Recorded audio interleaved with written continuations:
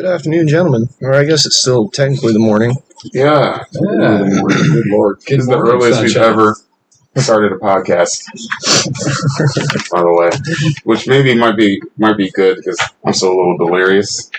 I don't know if it's the Mary Jane or the just the still sleep in my brain. I just noticed that it's December 2nd. I didn't even realize it was December. Yeah, November just after Thanksgiving, the rest of the days are just, I don't know. It's like a long weekend and then it's December. My week has been mostly at work watching people fail to adhere to quarantine and social distancing. Oh, well, once again, record numbers. Yeah, keep it up, guys. If we can do it. We can Kill everyone, we can do it. You know what? I mean, isn't that what you want at the end of the day, Todd? No, I just want there to be about 100,000 of us left. That would be cool. Well, I don't know. 100,000 of us, we'd have to... hopefully it's just the Smarties, which...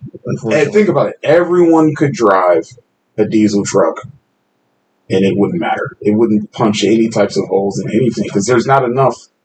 That's what Bill Burr said one time. He was like, there's nothing wrong with driving a tank. There's just too many people doing it. We just need to thin you couldn't need a bigger tank. Well, I mean, you could get a tank the size of a goddamn crane that put up the Empire State Building if you want. If there's 100,000 people, no one's even going to see you. You could ride around the whole driving 30 feet off the ground. Yeah, that'd be cool. So, yeah, Isaiah's joining us again. Yes, and thank you for doing so. Here. Yeah, man, it's good to have you again. I think it's going to be taking off here, bro. I talked to a couple of people yesterday. Guy wants to do a sponsor thing. We'll discuss that with him. No. We can do what we want. Yeah. We do what we want. And I mean, who cares about bringing it up? You know what I mean? If it happens, it happens. If it doesn't, it doesn't. We'll make a joke about it. Word. But that would be cool. Especially this early in the game, I think. Yeah. You just have to take notice. Maybe it's as easy as you just have to mention a few times. This segment brought to you by Jeff. He really needs a date. Help him out. Hey, yeah, we can take out personal ads. Yeah. $20. $20 for a 30-second shout out. He does not chew with his mouth open. You're going to like this guy. I'll leave it ambiguous. We don't have to go into detail, but yeah, it would be cool. Yeah. If that were to happen in the next couple weeks. So stay tuned. The story is continuously developing. Everybody wants to make money. Yeah, of course. Yeah, it's the truth of it. Everybody wants to make money. Yeah, I mean, yeah, it's true. Everyone wants to make money, but mostly on your scale, how high does it rank? Fairly high. Well, I'm one of the people who just wants enough money to not have to worry about it. Yeah. I'm not looking to... I don't want to be Jeff Bezos. No. Yeah. No. It would be nice to not have to worry. I'm bald and I don't even want to be Jeff Bezos. You don't want to be a real-life Lex Luthor? He's like all jacked up, right? Yeah, it's probably taking steps. At his age, I wouldn't mind being him. Have you seen Lex Luthor? Oh, yeah, fair enough. I mean, the versions that don't suck. Yeah. I'll give a pass on the Gene Hackman because that was late Lex Luthor, you know what I mean? Fair enough. But like Jesse Eisenberg doesn't get a fucking pass. It wasn't Michael Cera. It was that kid that kind of looks like him. Jesse Eisenberg. Don't worry. I used to make the same mistake, and I still do sometimes because I don't like they're the same person. They're the same person. I appreciate you watching that, so I do not have to. Yeah, the Superman. Well, I didn't see the Superman Batman movie because I heard it was caca, and then I watched the Justice League movie, which was super caca. I don't feel like I missed that one. Well, what's caca? Caca? Pinchy caca way. No, yeah, but what's caca about it? I mean, have you seen the acting? Movie? The acting wasn't great. My big gripe was like, okay, you're finally getting the Justice League together, and the villain you come up with is Steppenwolf. Like for some, okay, so I actually it's probably supposed to be a lead up to something. Yeah, well, it's supposed to be a lead up to Darkseid eventually, because that's the big villain in DC is always Darkseid. Yeah, but the movie sucked. It sucked. It wasn't good. The DC movies are never good. No, they're not. No. I think we're talking to the wrong people. Mm. You guys are way too critical of stuff. I just didn't grow up with comic books, so I have to get past the initial suspension of disbelief to really jump into it. You know what? Exactly. Suspension of disbelief. So my argument How is large that yours? I am sick of I'm sick of all these comic book movies because of comic books. Like, as someone who, I don't know, not recently, I guess at this point, like 10 years ago, I used to read comic books. It's the book is better situation? No. I'm saying, like, the comic books suck now, and then they make movies where they don't adhere to the good comic book storylines, and they fuck with them, and it's just bad. Yeah. Because if you read, like, the Green Lantern origin story, it's pretty good. And you could just make a good movie where it's, like, Ryan Reynolds and Mark. What was his name? What was the dude who played Sinestro? Anyway, the Green Lantern story for a while, and you can make a really good first movie out of this, is pretty much, Hal Jordan and Sinestro bouncing around the galaxy, policing other places. Yeah. I could imagine, like, a buddy cop movie based on this, you know what I mean? Kind of like a 24 situation. Yeah. Oh my god. Or was it 24 hours? 24. 24, yeah. 24. With Jack Bauer? No, I'm thinking of the movie with Eddie Murphy and Nick Nolte. Oh, wow. 48 hours. 48 hours. 48 hours. And another 48 hours. Yeah. Oh my god. Oh shit, they made two? Yeah. Was it good? They were about the same. Yeah. Well, But you know what I mean? Like, you have Sinestro playing, like, the Nick Nolte kind of character, and then Ryan Reynolds is the rookie cop. So then towards the end, it turns out to be Training Day, where Sinestro was evil the whole time. Yeah. Which, you could have that as a basic storyline. You want to go home? Yeah. Pretty much. That's what Sinestro said. He's like, you want to bring order or you want to fucking die? Like, that was the options, and Hal Jordan fights him. And it's a good story. Yeah, I think they could have done a better job. I mean, they had Ryan Reynolds. Yes. He's solid. Ryan Reynolds is probably about as good a casting for Hal Jordan as you get. He is the basic, generic, handsome, white guy kind of thing. Yeah, it's, They just destroyed the storyline. Oh, they did. Like, Parallax was a giant space turd. Yeah. Like, in the comic books, Parallax is actually, like, the entity of fear that powers the Yellow Lantern Corps, the Sinestro Corps. Yeah. Yeah. And then, like, in the Green Battery, there's another entity called Io that, powers the Green Lanterns. And, yeah. Every corps has their own entity. It's pretty cool. I think, didn't they go into that? Not really. Sort of, but it's just, that movie sucked.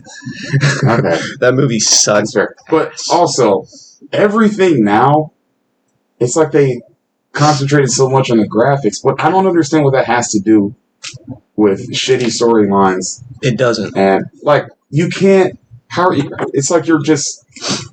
The graphics are your crutches. Mm-hmm. But you need to learn how to fucking walk. You know what I mean? Like, they used to just walk their way through it. Now you guys are just like, we'll just lean on this. On the other hand of that, remember Man of Steel? Yes, and I loved that movie at the time. I don't know. So I'll watch it again. I liked that movie. I liked the story. It's just Superman origin. I liked the acting. I liked pretty much everything about it. But then what ruined that movie for me was the CGI. Oh, but you're one of those weirdos that don't like CGI. Well, I do like CGI if it's not shit, but have you watched that fight scene of him and Zod flipping each other around in the middle of the city? It was kind of Matrix. They looked like Stretch Armstrongs, bro. Is that the one that was shot in the dark, diminished color palette? Yes. Probably. Everything just looks really dark. The colors aren't vibrant at all. It was a Zack Snyder movie, so, 300. Yeah. Well, I'm just saying, you remember The Matrix Reloaded, that fight scene with Agent Smith and Neo in that... I don't remember the second one too well. Well, that was the biggest part of it, because, like, in the commercials, they kept playing it is inevitable.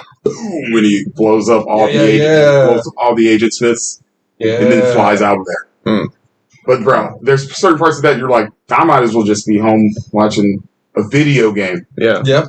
Like, CGI hadn't it hadn't come up to blown up. Fullest potential, at least nowadays. It's just funny that the Zod situation kind of reminded me of that. I can't help but think that since the writers' strike more than 10 years ago, you can kind of see how a lot of movies just storylines went off a cliff and started relying on CGI a lot more. So the writers aren't making the money that they used to make for writing, and that bit of the budget has just been pushed over to CGI. I think part of it is also like maybe you have an oversaturation of writers on the market. And it's also demand. Yeah. You know, Yeah. like audiences naturally will just keep getting bigger, And then they're going to want to pump out more things. You know, pressure being put on this person or this group this group to produce. And one of the things to think about too is the Jerry Bruckheimer and Don Simpson's greatest gift to the Hollywood establishment, I guess, and they call it high concept. Which, what it effectively is we want to make a movie. Well, what do you want to make the movie about? Well, I want the movie to be about, in the case of Top Gun, fighter pilots. Okay. You don't really need a whole lot of a story. You just say, what is the movie going to be about? What are the things that we want to have happen in this movie? And then let's just write the script to tie these things that we want to have happen together. So it's more shot-based rather than script-based. Yeah. Okay. I don't know. It's a cheaper way of doing stuff, I guess. Yeah.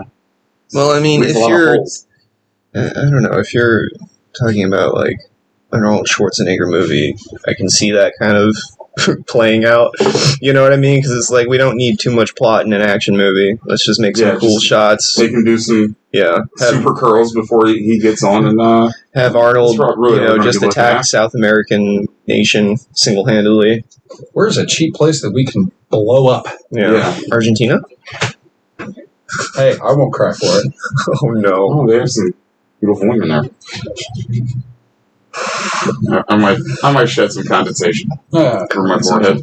So the question I have for you guys, I mean, the CGI movies are they have some pretty awesome action sequences. But I feel like watching a lot of movies, how long of a fight scene is too long?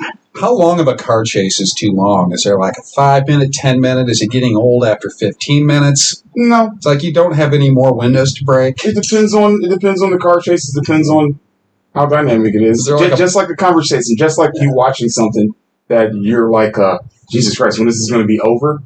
Yeah. Or you're like, it's been going on for an hour and a half. You're like, fuck, I thought I've only been here for 20 minutes.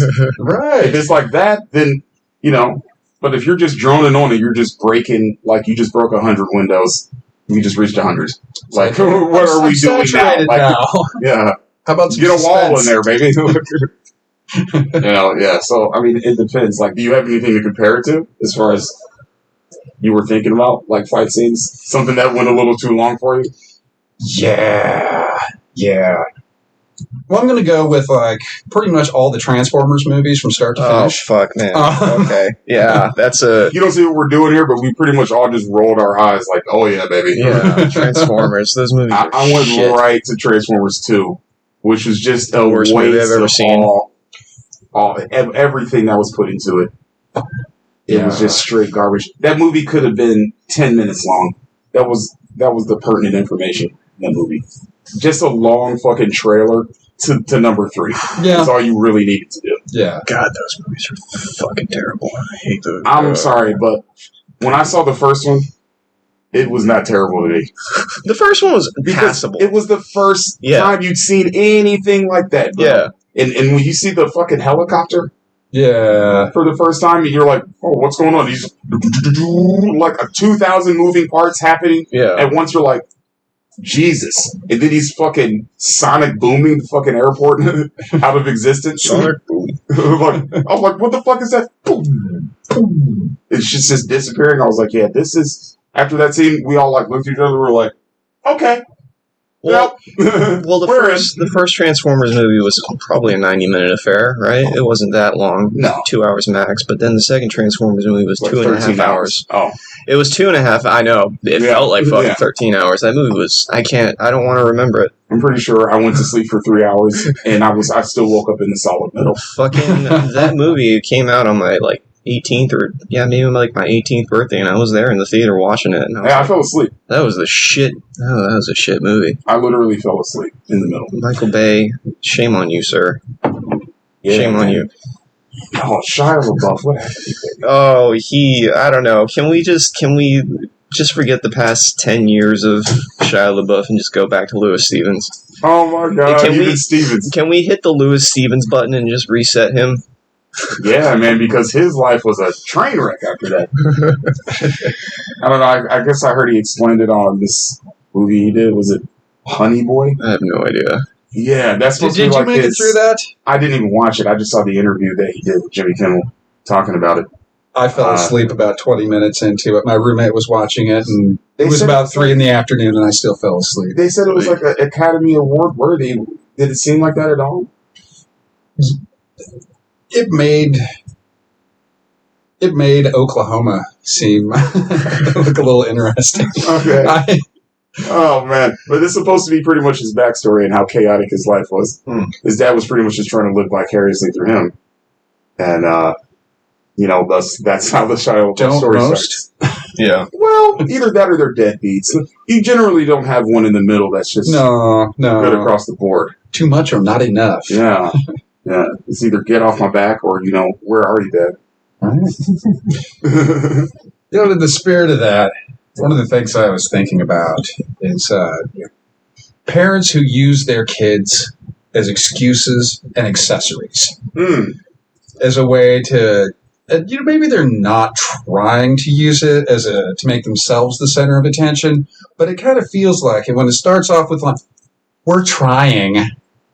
Nobody wants to hear about that. No, bro. But, they are doing it's like, okay, you're trying. Like, okay, that's nice. I like getting laid too, but, we're not talking about that over dinner at work. Yeah. Or a dinner lunch. Yeah. A work lunch. There we go. Too much coffee or not enough. And then it goes from that to the point where you have to have, your gender reveals, which again grinds my gears. And then you got to have the baby showers, and then you got to have, this, that, and the other. And then you've got to get a big stroller, like one that goes all the way across the sidewalk. So that if you're going if you're a dog walker, everyone knows. If you're a dog walker and you see one of these things coming down the sidewalk, it's like, oh shit, I better get to the other side of the street. There's not enough room. Or jump in the fucking road. Yeah. I guess everyone's got to know that you have kids. You could make it a straight line. You could put 7 of them and just do a fucking cart procession. Why do you join our convoy? Block the whole. I would have to be width instead of length. I would posit a different idea. If you have enough kids, you might as well just become a musher. A musher? I like it. A musher? Yeah. Like the snow dogs in Alaska. Oh, fuck yeah. Why not? Put those little babies to good use. Which you have to start to get them to that point, though, to become that high level, of athlete, because we'll call the mushers athletes. What? You're going to have to leash train these kids first.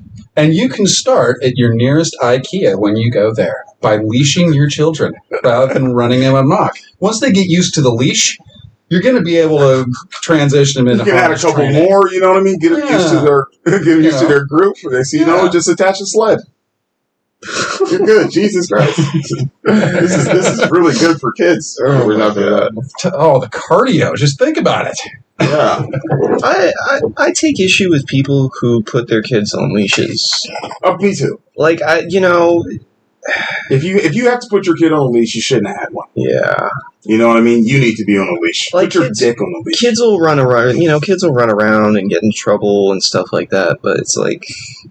A leash probably. No, you should be watching your kids. You don't need to put them on a leash. I never needed to be on a leash. Yeah, I mean, until I got my license. Only 24/7. Then it was a new world. Yeah. You're going places and you're going fast. Oh my God, it's going to take me like an hour and a half to get back. I'm just a simp bitch. Yeah. Not even really doing anything great because I'm too young, just all fucking knees and elbows. But, I'm trying. Well, that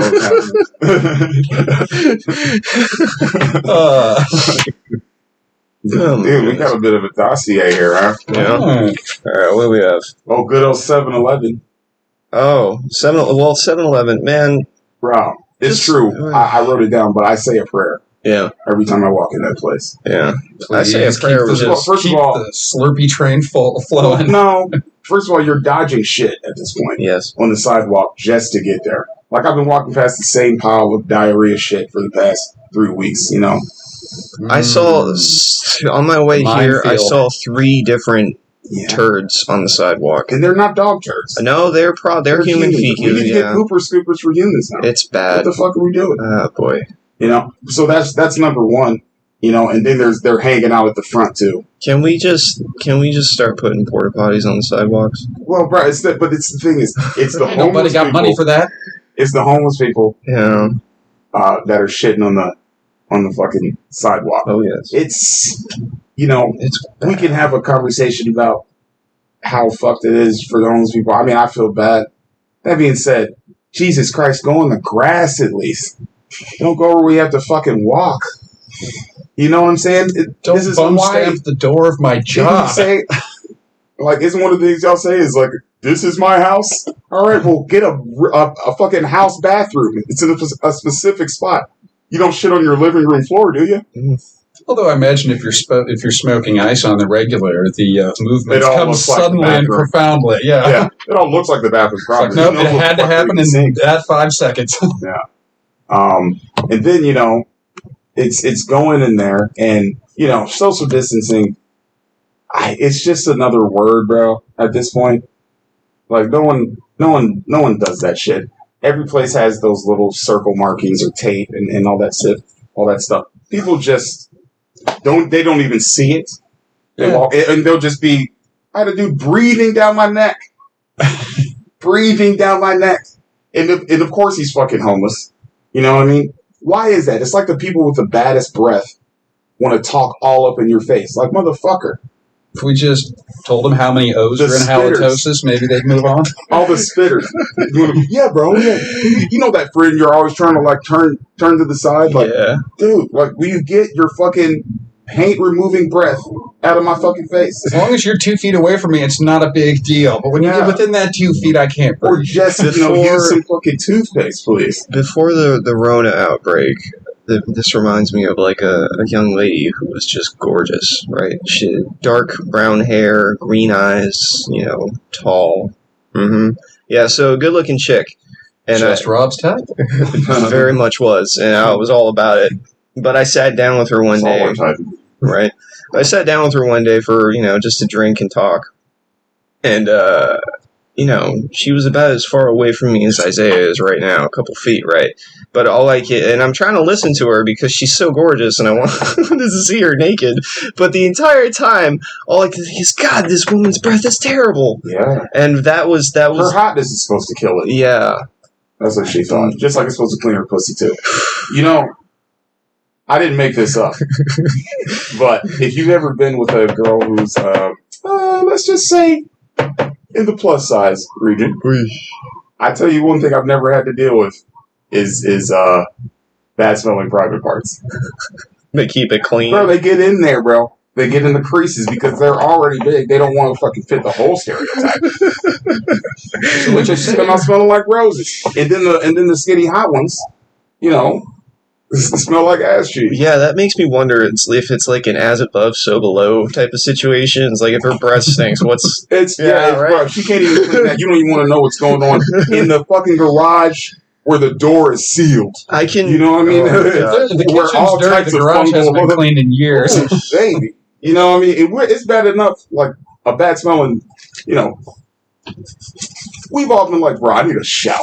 You know what I'm saying? Like, Go but shower off your my hate. God, man. At least ours is like out there, like, yep, getting some air. I've never Like, been... they're closed off. Fucking, you gotta open the shades just to even get in there and fuck with shit. Let's give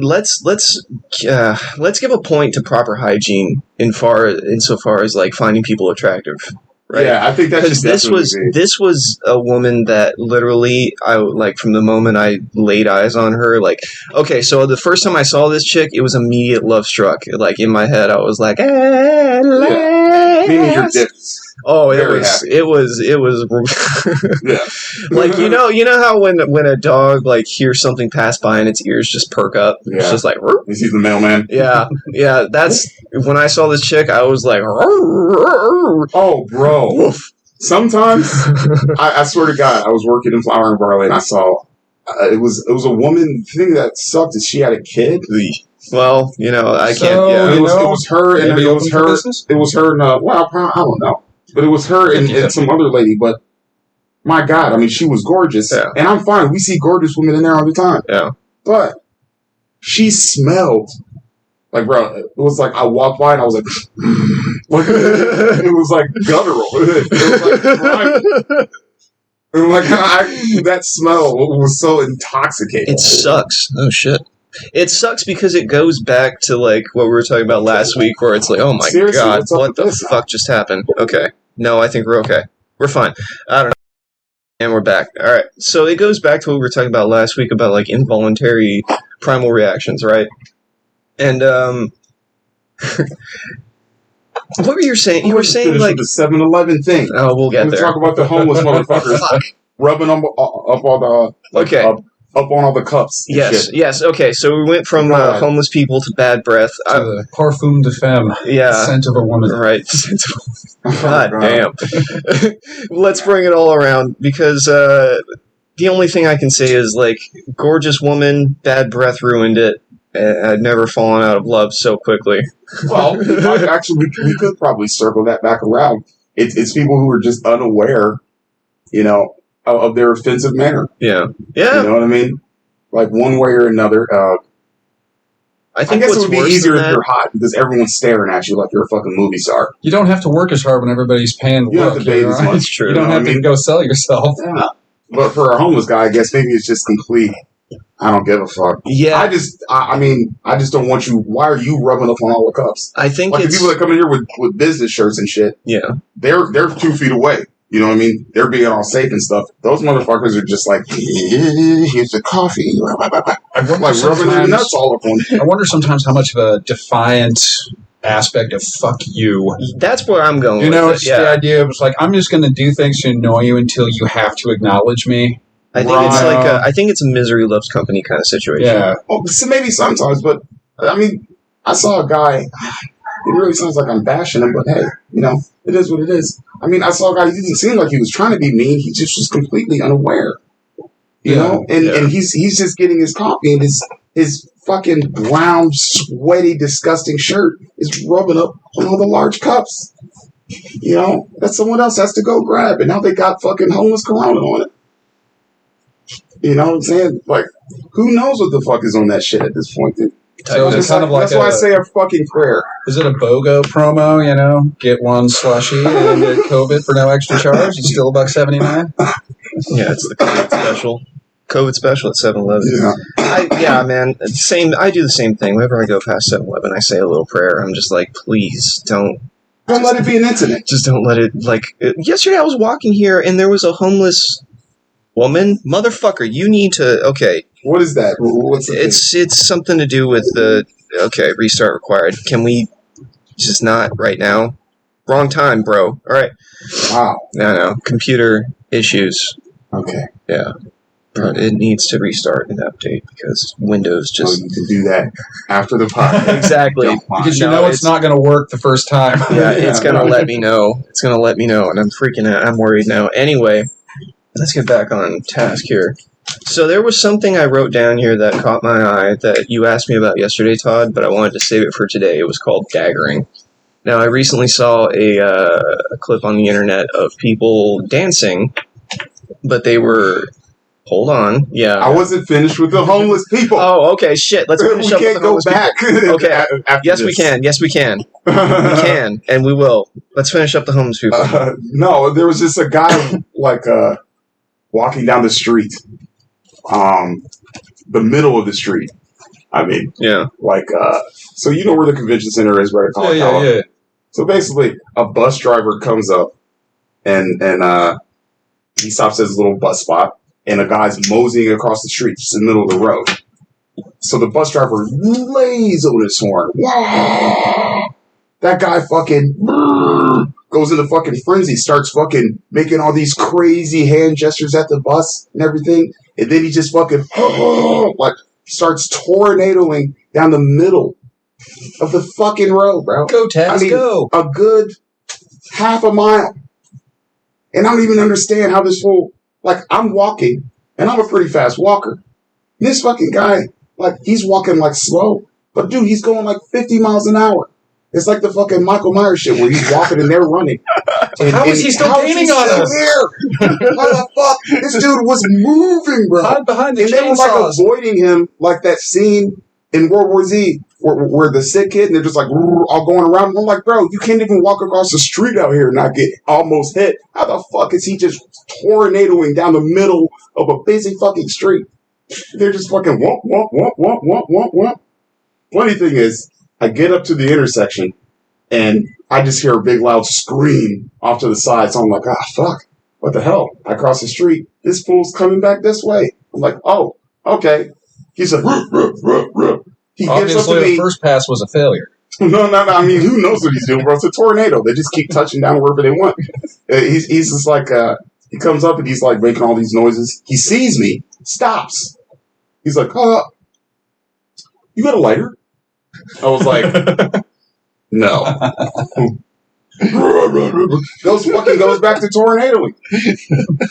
It was unbelievable. It was unbelievable. I don't know if it would be awesome to have that type of mindset. Like, what must he be seeing in his depends head? on what he's on. Are the colors beautiful? Like, bro, it's probably an amazing story, bro. He's got some George R. R. Martin shit going on. Possibly. Up there. If you just get it down on paper. He's the true heir to the throne of Westeros. Dude, okay, now we're done with that. Okay, yeah. All right, so he asked me about this yesterday because I wrote it down. It's daggering, right? So it's a video I saw on the internet of people dancing. It's like a dance hall music type of thing, popular in, I believe, Jamaica.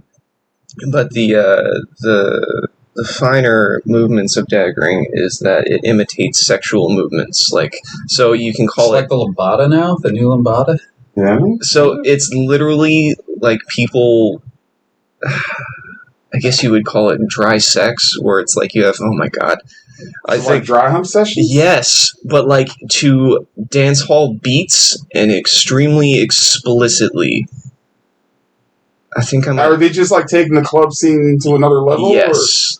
Yes. Because that's pretty much what you do in a club now. You just Yes. hump with your clothes on. Yes. Yeah. That's exactly what they're doing, but like the video I saw, it was like this dude doing like these incredibly acrobatic jumps and rolls over women. Like he went from like a doggy styling to doing like a froggy like flip over one woman and landed missionary style into another woman and started doing humping Okay, motions. that's impressive. Yeah, it was also That's circus impressive. tricks. Yeah, it was. We're not. Don't try this at home. It was both impressive and horrifying and confusing, and I was just like, It "This makes is." me tired to even hear. Yeah, it was fascinating. I'll have to show you. I wanted to pause this and show you an actual video just to be like, this is what... You'll look at it and you're going to be like, God, this is why God doesn't speak to us anymore. You know what I mean? Yeah. I kind of feel like, Jamaican dance hall moves have always been considered incredibly risque by our, Protestant sensibilities further north. I mean, they are a bit more sexual. Yeah. A bit, yeah. You They're know, honest I mean, about it. But this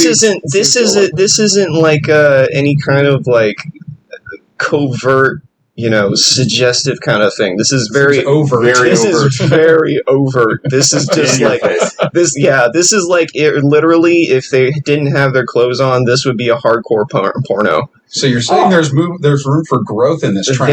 There is very large. There is Potential. large. Video, put cameras up in the club. You can fans only that business. There is large room for rapid growth. But I'd say we need to chill.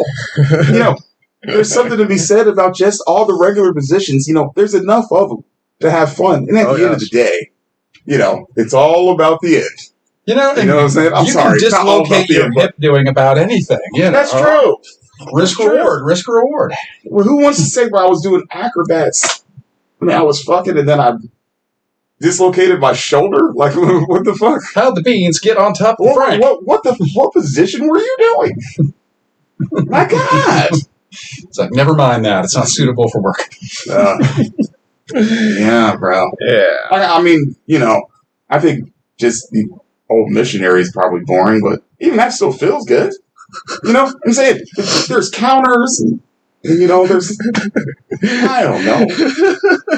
Like, bro, you don't have to fucking have to do a fucking 540 just to bust the nuts. But it's to the point now that if I'm not in suspension, it just doesn't work for me. Yeah, man. Like, maybe you should smoke some weed. how long before? Damn, I knew there was something. Like, how long before we literally in every household you have to have like a sex rig to just hang? Everyone just comes like stock with a sex swing. Yeah, You know what I mean? like in every that's like studio power apartment. windows at this point. Yeah, every studio apartment. In unit washer and dryer and sex swing and Cool. couch. Like, okay, cool. It doubles as like an aerial yoga studio. You know what I mean? But it's got the flip and fuck. You can just flip right out. It doubles as a couch. The flip and fuck. Dude, we need to write that down and like copyright that shit. The flip and fuck.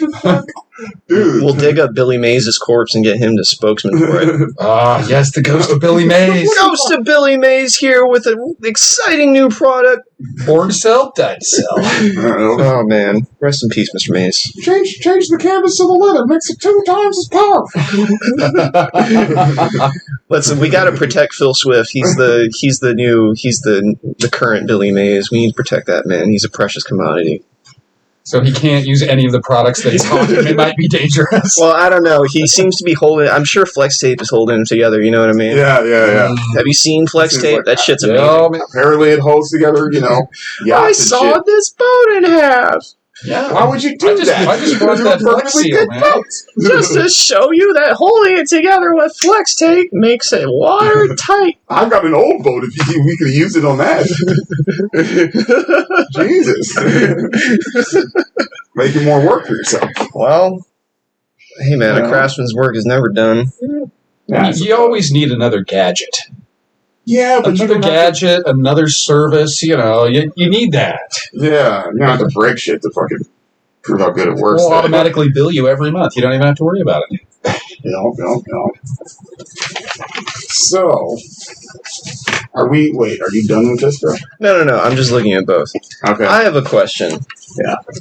For the both of you, I want to know at what point in your life did you realize your own mortality? So I can tell you a story. When I was a young lad, a bright-faced young lad with no concept of death.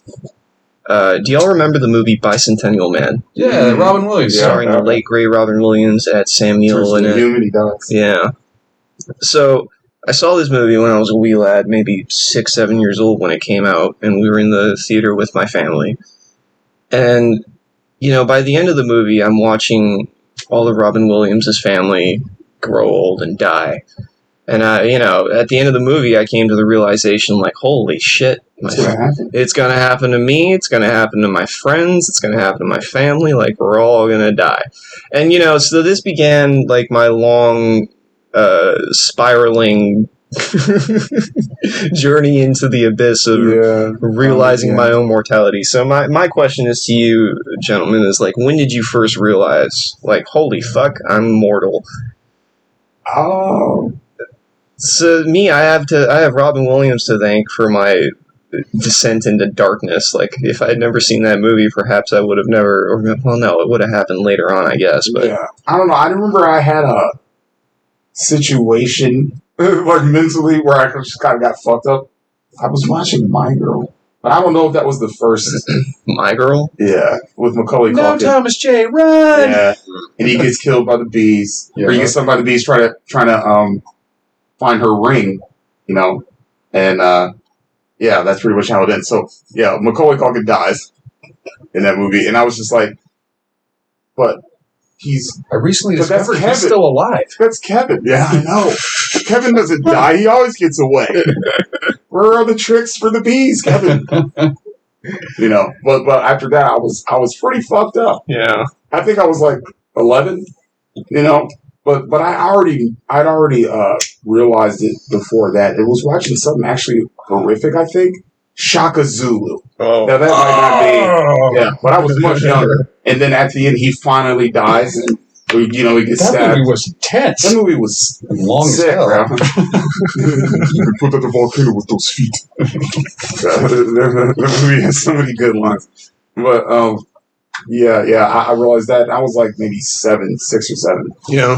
And I was just like, I'm gonna die. Like we're all gonna die. Yeah. Like, cause his mom dies earlier, and then just I don't know, you see it. First of all, I don't think a 7-year-old should be watching Shaka Zulu. I was gonna say, yeah, it's from the 80s, but damn, dude. I was watching Kunta get whipped when I was 4, bro. Like, you know what I mean? It's Damn. just you were. This is just what happens in a black household. It's like these are things. Here's what you need to know. Okay, 101 roots right here. Like, this is not going to be comfortable or pleasant, but you need to watch this sooner rather You're than later. going to be mad when you go to school, but here you go. Here you go. Oh my God, that was the funniest thing growing up in a white school. Was when they would play Roots. It was 8th grade year for everyone, and it was mostly white people. So we got ourselves 1 of 10, like the black people, because there was only 10 at the most in a school of 900 to 1,000, depending on the class. But bro, it might as well have been 1,000 of us after Roots. White people were hugging the walls, bro. And then oh my God, and black people, what you say? See, that's the problem. And then the dynamic flips. Yeah, you know what I mean? Everyone's staring at you. Everyone's staring at you because they ain't never seen nothing like this in no farm town before 8th grade. Todd, is that your great grandpa in that movie? I'm so sorry, bro. I literally had a dude who was racist before that, and then he comes over to my house, and he's like, "Hey man, let's hang out." Blah blah blah. I was like, "Sure." What are you up to? Looking around for boys. Somebody's got a hood somewhere. Somebody's got a rope. Avoiding the dark alleys. And no, it was on my place. We're staying here at my place. We got 15 acres. We don't need to go anywhere else. But still, there's wood lines. I don't know. I've never seen this dude. I'm saying it was weird until he told me, "Yeah, I watched Roots." I was like, "Oh."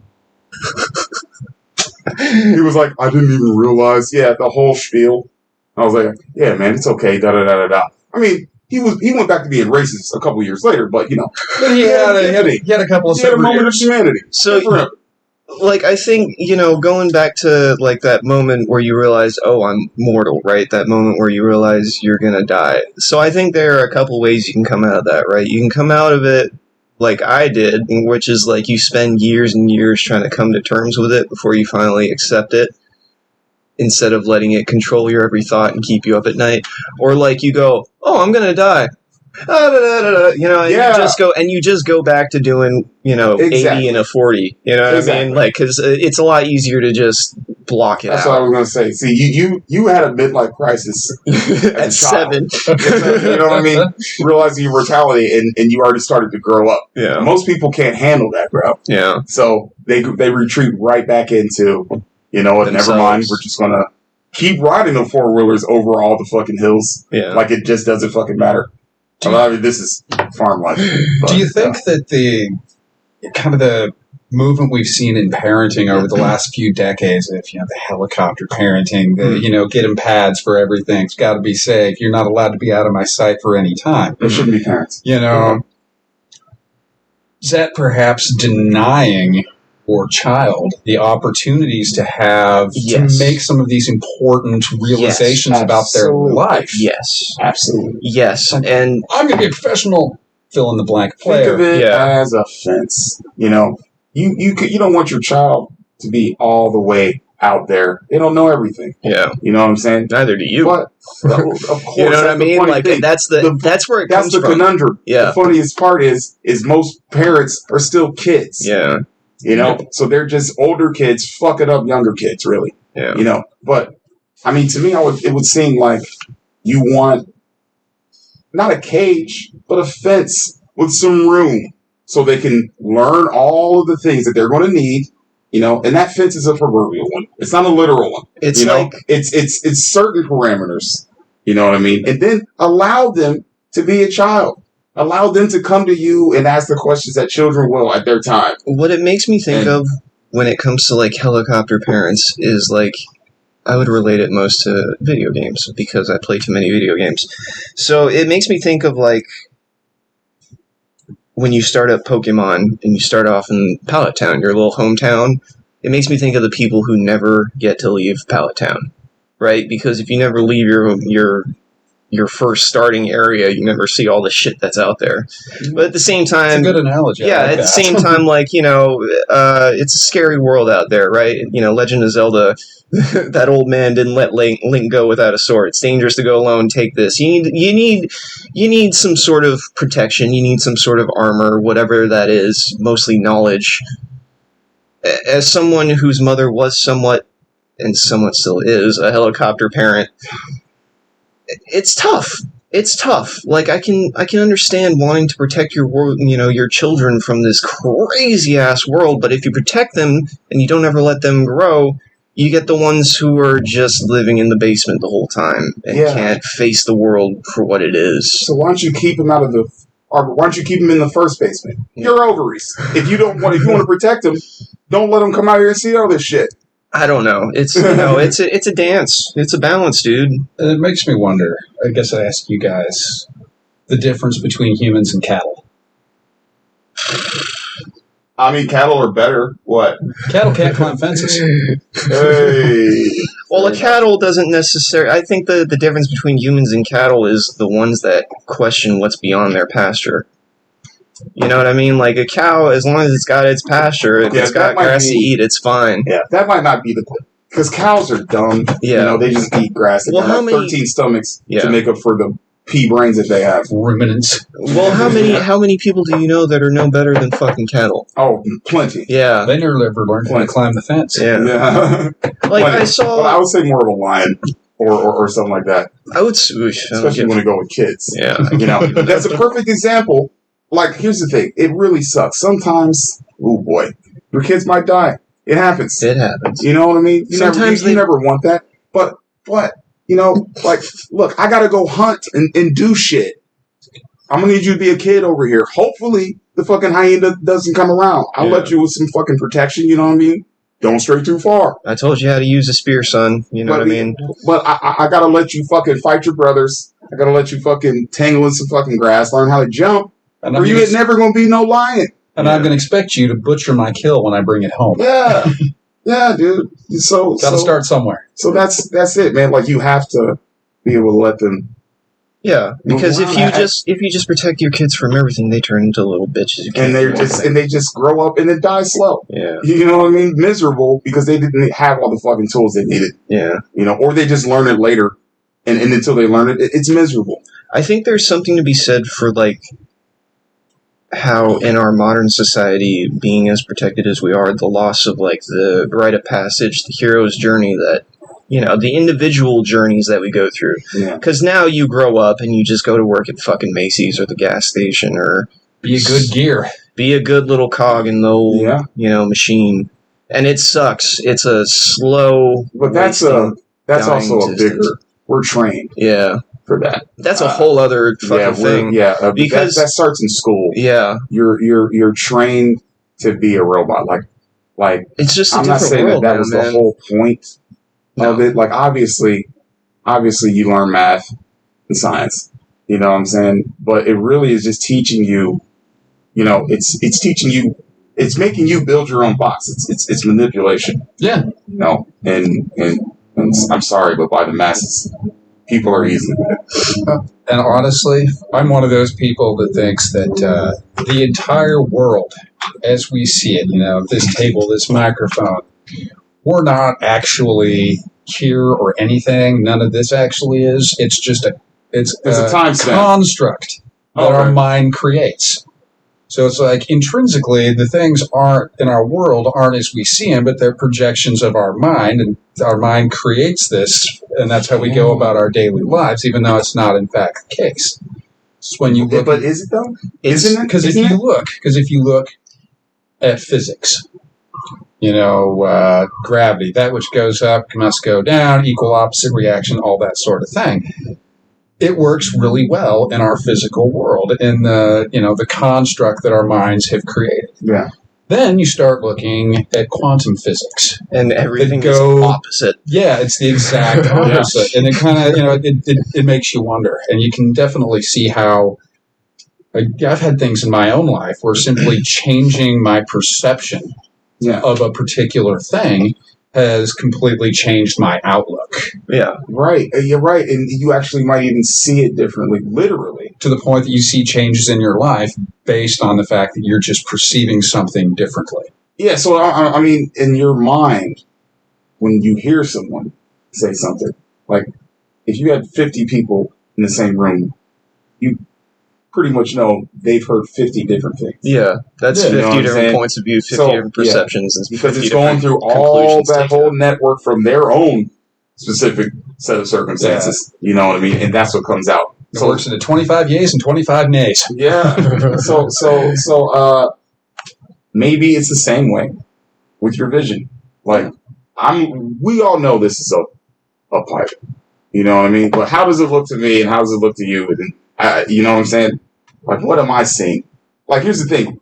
I don't understand when people say, "Oh yeah, that's blurry," or to have to squint and everything. I've always had good vision.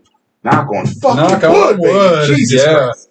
You know, my brother wears glasses, and that does not make me a better person. I just don't get it. No. I don't understand what you mean when you say I can't see the stars. Just put on a pair of cheaters for a day. Yeah, it just doesn't make sense. But I mean, so how are you seeing the world? Yeah. What do you see without your glasses? Like, it's like, I just think about it, but I'll never, I might know one day.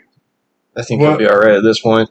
Yeah, maybe I might just get corona before that and die, you know, or just die of starvation because these motherfuckers won't pay me.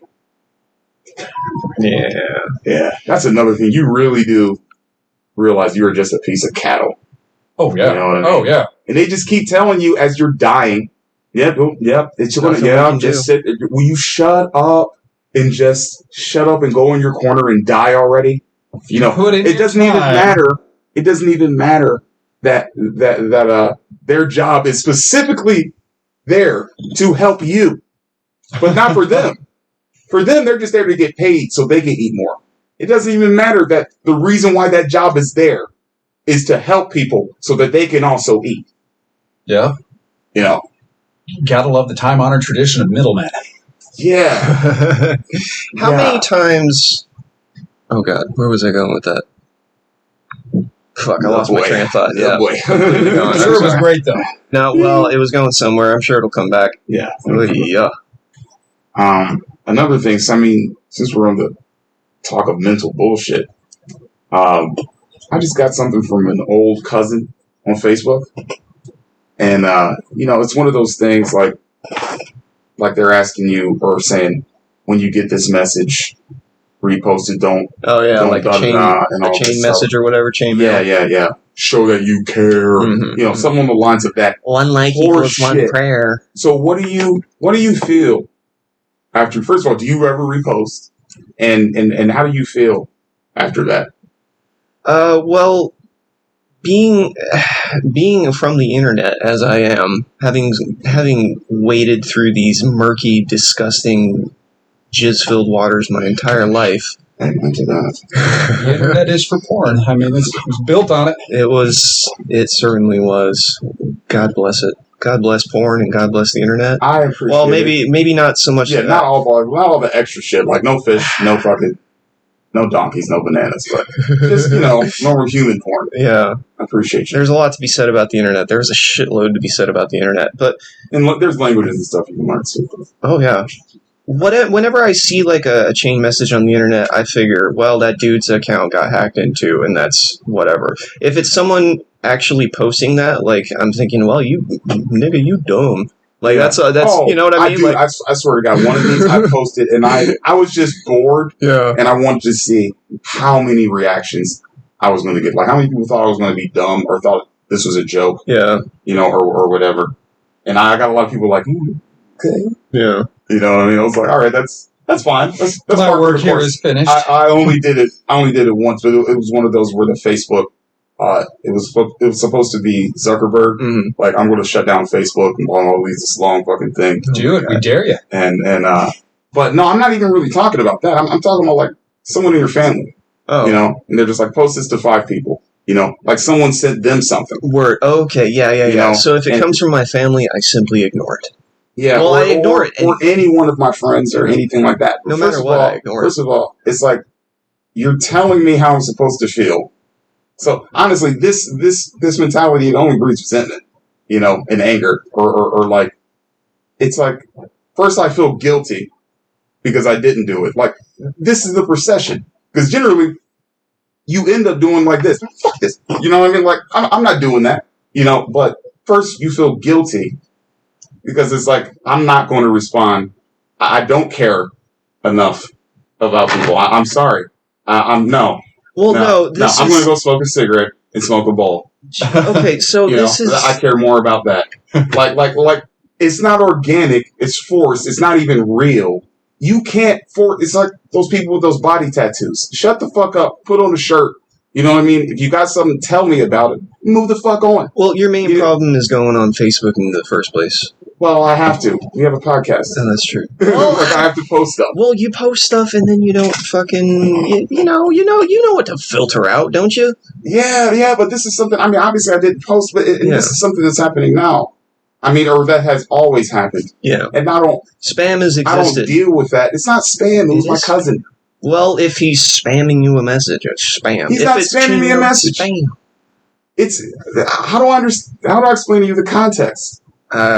He's not spamming me a message. He's it's something that he feels like should be happening, and he's like I already know who's going to respond to this and repost. One of those things that they intricately do. It's an entitlement thing. Okay, I get it. Now I understand forcing your beliefs. Now I understand. And what you should be doing, how you should be thinking. Yeah. Someone else. Now I understand what you're talking about. In that case, I simply ignore it.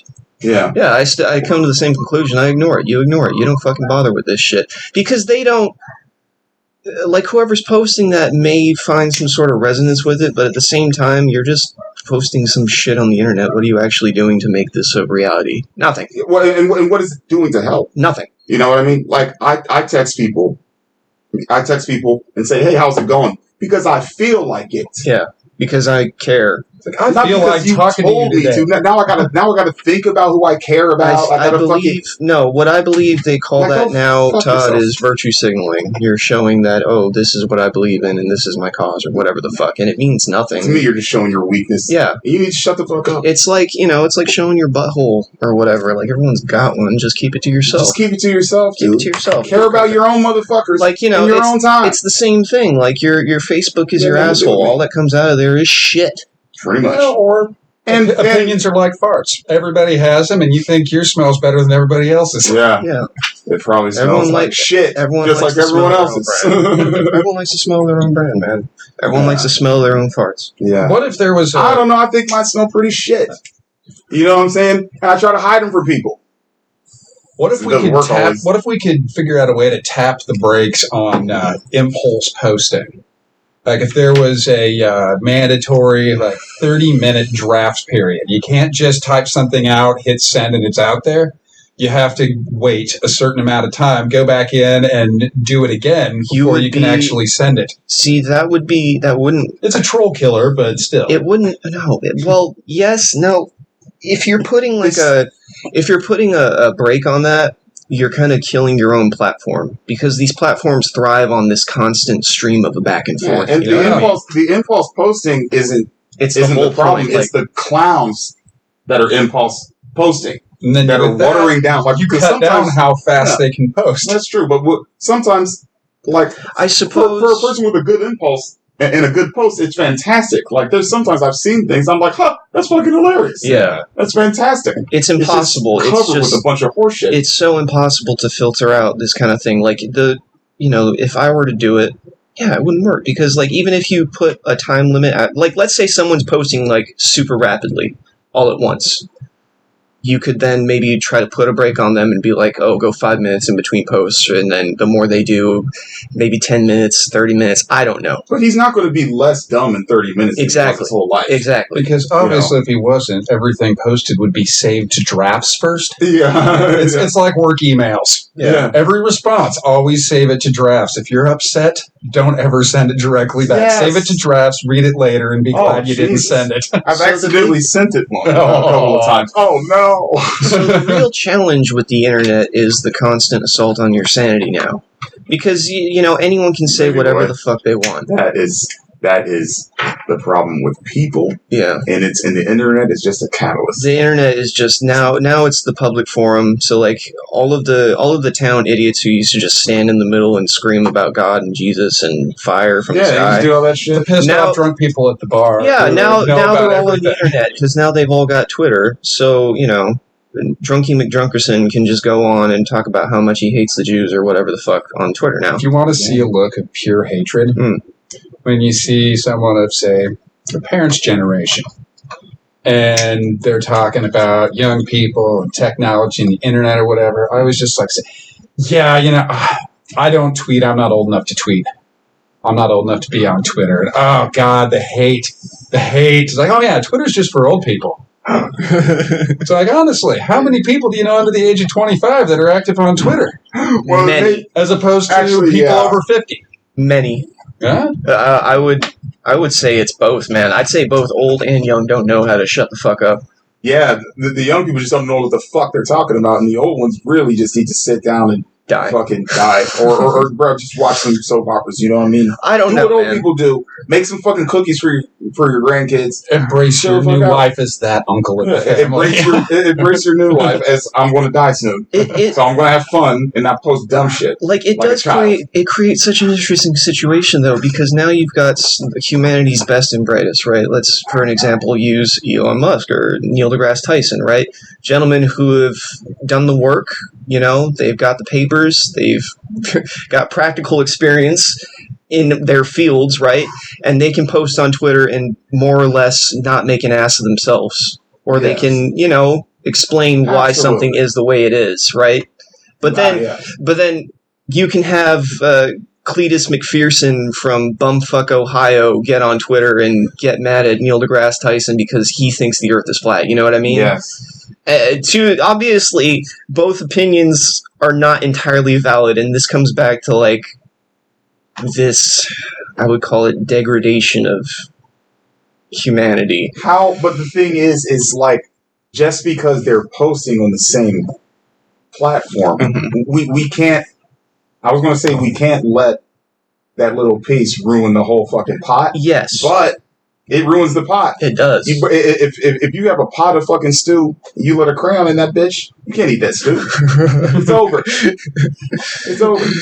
So that's what happens. But here's the thing. They're looking at Neil deGrasse Tyson like he's watered down like the fucking crayon that just polluted his shit. Yeah, here's the thing. Like, because of Twitter, because everybody now has an opinion, and because everybody's opinion is apparently as valid as the next person, Cletus McPherson, he fucking thinks those blue crayons taste the best, and Neil deGrasse Tyson wants a delicious beef stew. Yeah. So, there are a lot of people who are going to be like, hey, Cletus McPherson has a point. He has a fair opinion, and he's entitled to it. Yeah. He deserves that fair opinion, Mr. Tyson. Don't oppress him. Yeah. And we need to give him the old yeller. There's no saving Mr. McPherson. So could we conceivably rephrase that as he has the right to drill under his seat in the boat? Yes. It's his seat. He has a right to it. But I advocate. But the drill. I will give you the drill. Here's where we get really fucking crazy now, is like, if a dude drills a hole in his own boat and starts blaming someone else, there are so many people who are going to come and, to the defense of the dude who drilled a hole in his own boat. The point is he's drilling a hole in his boat. It's not going to be the other people in the boat. But the point is he's drilling a hole in his boat, and hopefully he goes into the water and never comes back. Look, it's saying, you know what? I'm a problem. I'm going to excuse myself from the equation. And the Darwin Award goes to? Yeah, but now...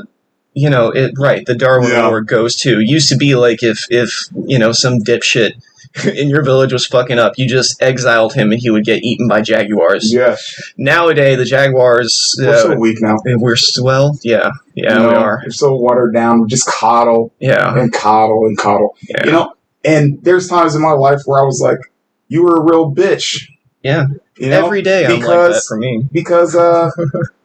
But it's because it's so easy to be a bitch. Yeah, it is. This world caters to bitches. I just don't like being one, so I try to fucking fight it. But all I have to do is say, woe is me black, woe is me poor, woe is me blah. And somebody's going to listen. Yeah. You know what I mean? To all your weak cries, but how substantial are they? And when those are the thoughts in your head, what kind of reality does your brain produce? Yeah.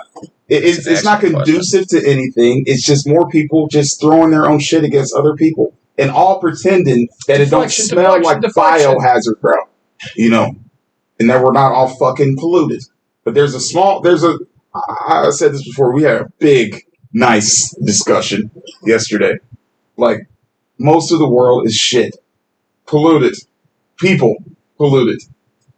Throughout history, there's only been a few people that have kept this whole fucking world from being destroyed. And I'm talking about the human portion of it. And that is included in this country. The land of the free and the home of the brave. Off of the bodies of so many people. Off of the utter destruction of so many people that this land was founded. We came here. The founding people came here and destroyed the native inhabitants to where there is not even one pure blood of them left. Maybe 5, sorry. I know one. I know one too. He was my roommate. It was raining face. If you want to get tribal benefits, you've got to be able to prove your project. But the land of the free, the home of the brave. One thing that we were talking about was I said that was a complete lie.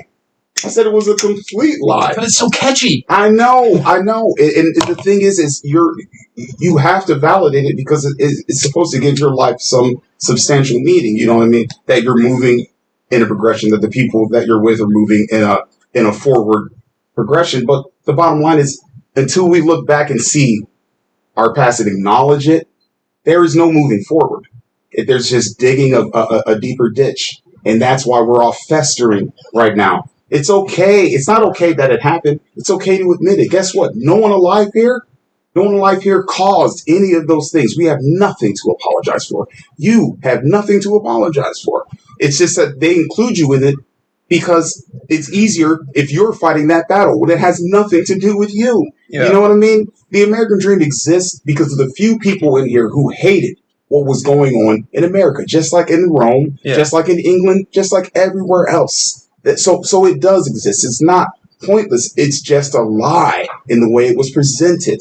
And until that's admitted nationally or whatever, and is seen as reality, you're not giving the people who have died and who've been sacrificed and who sacrificed themselves purposely or unpurposely for this. They don't get a fair claim because what are they saying? They're dead. Their families are ripped apart. And they're still dealing with catastrophic things that happen generations and generations later. And you want to tell them land of the free and home of the brave. And that's not, that transcends black, white, or anything. For anyone who says that all Jews are rich, well, tell the homeless Jew that. You know what I'm saying? Like all Asians do this. And it's a human by human thing. If you want to fix it, fix yourself. Look in here and do the best you can. It's bigger than being white or than being black.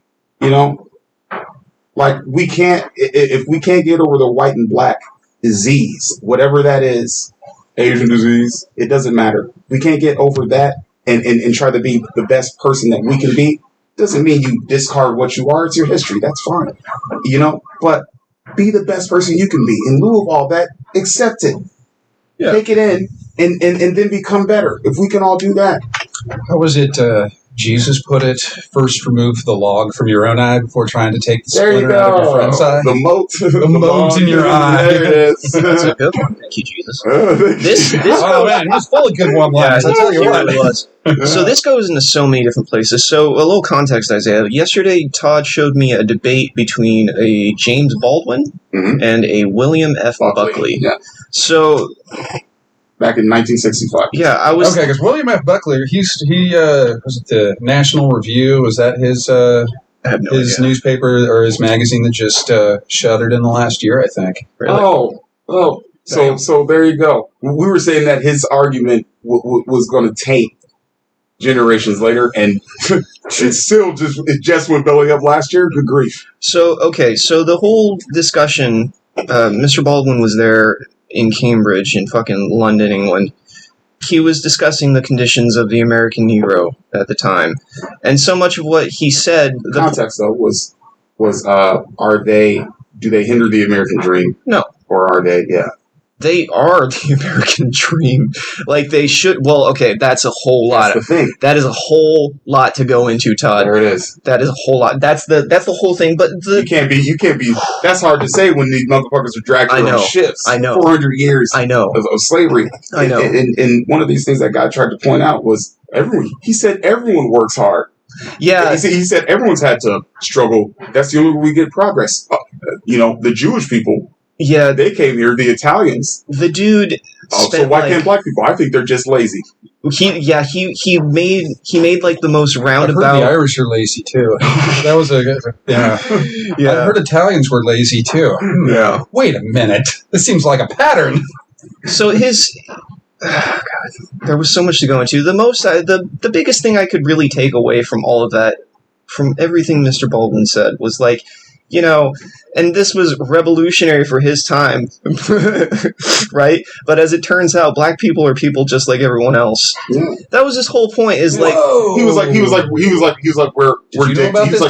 dictators, we're murderers, we're liars. Yeah. We do all types of those things. He was like, so to say that we're any different just because you've never seen someone with darker skin is preposterous. He's like, we've been doing all the same things. Guess what? So are the Indians. Yeah. The Native Americans, sorry. But, imagine Indians have been doing it for thousands of years. There were Blackfeet. You know what I mean? Like, there were tribes. The Apache tribe, I heard from my... Oh, the Comanches were monsters. Well, I heard the Apaches weren't actually a tribe. Yeah. That's just what they called the ones that attacked your village. It eventually became its own word. But that's how it started. Because I was like, I'm Apache. At least that's what I heard. He was like, yeah, well, guess what? You actually, your origin is just raping and pillaging and destroying villages. Yeah. It's like the Sioux nations.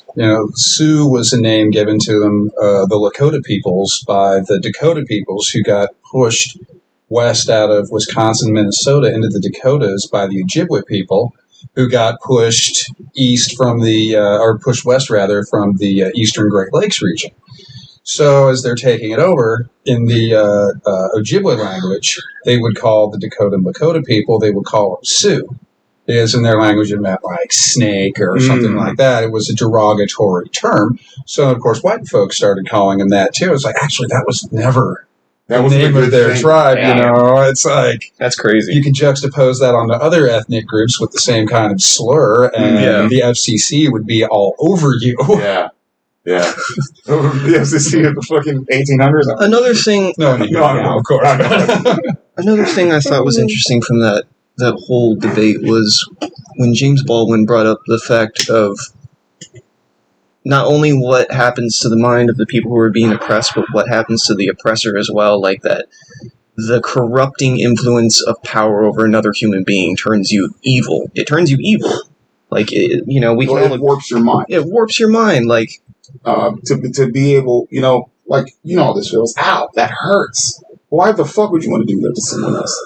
And then you have people whipping, burning, raping, castrating, maiming, doing all every horrible fucking thing you can imagine. When the Spanish Inquisition would have been proud of some of the ingenuity. But this to me speaks to the weakness of people, and they'll go so far to hide that weakness that they'll end up doing the most heinous things. Yeah. To me, that William Buckley person behind all of that wall of everything was just a crying child. Yeah. It's just buried under all of his racism to where he can't even acknowledge, because to try to acknowledge it now, he would have to deconstruct himself, or he would commit suicide before that. So he has to hide behind all that. He hates to hear any truth.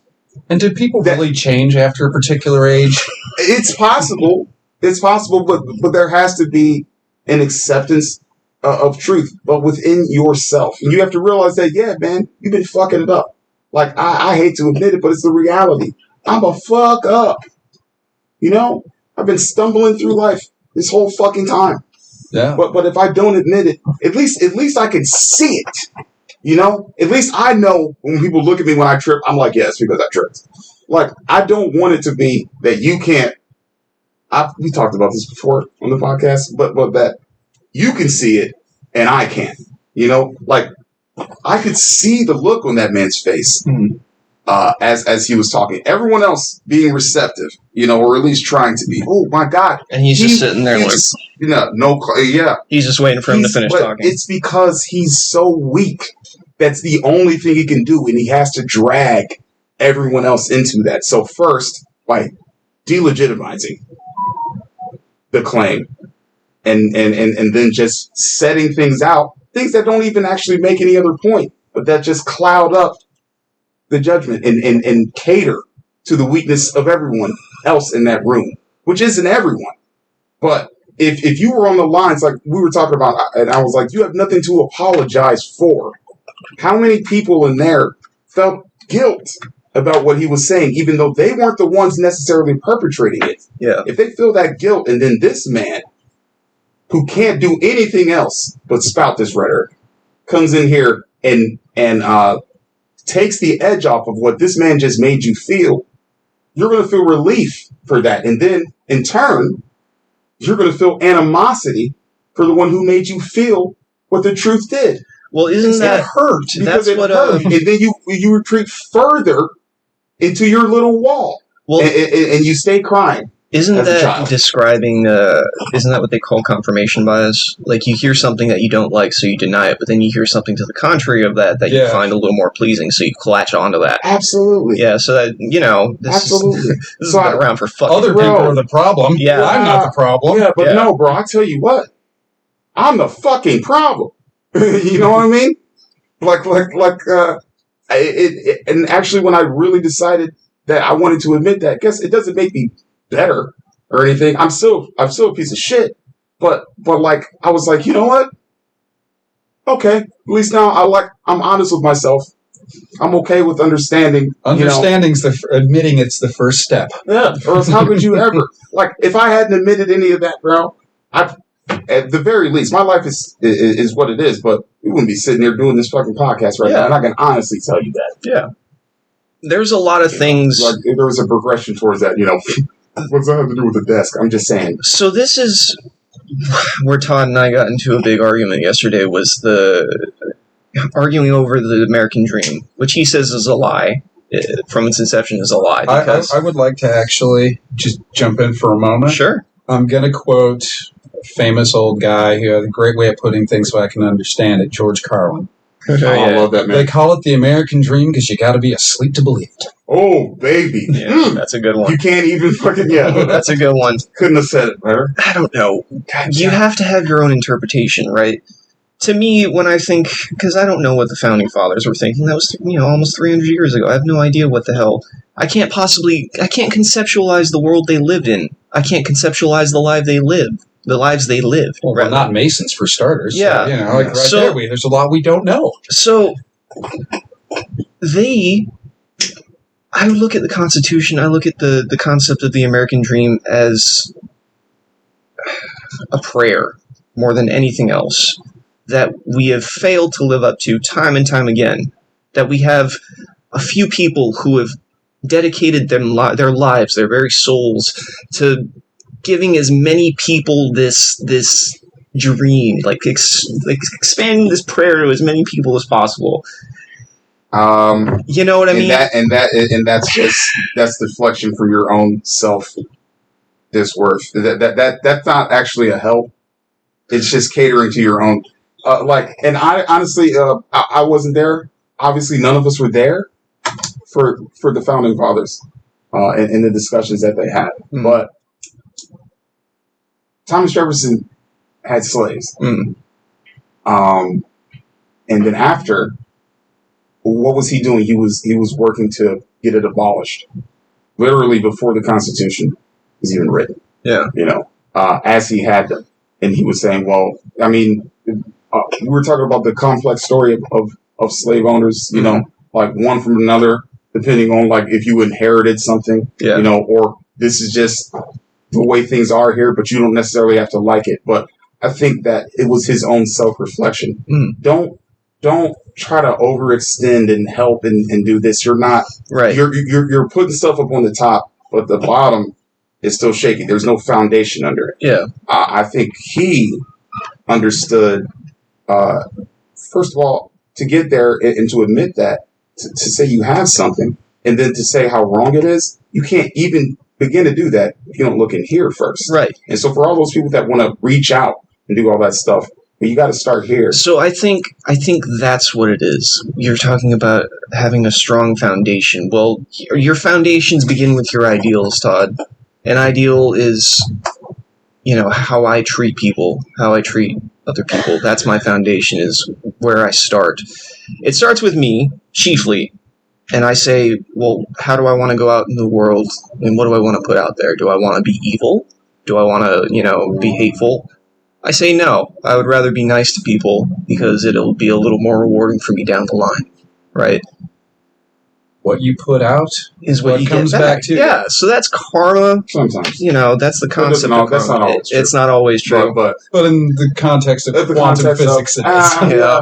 In the context of many so things, it's like, I can't disagree because you're like, but the thing is, it's like what you're saying legitimizes you.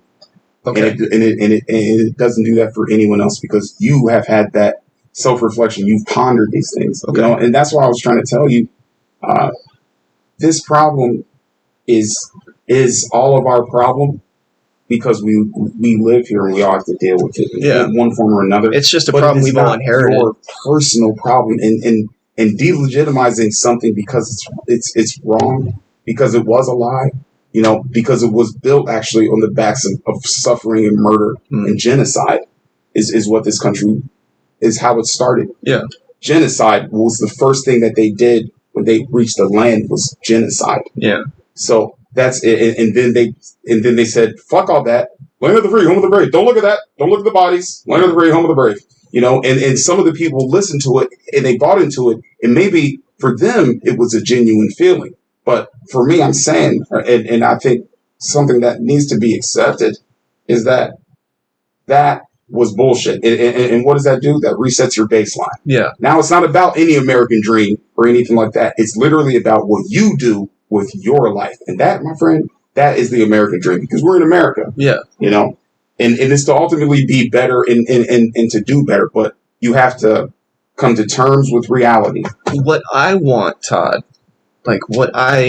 my dream for America is to have everybody, regardless of your race and creed, to be treated the way that white people are perceived to be treated throughout history.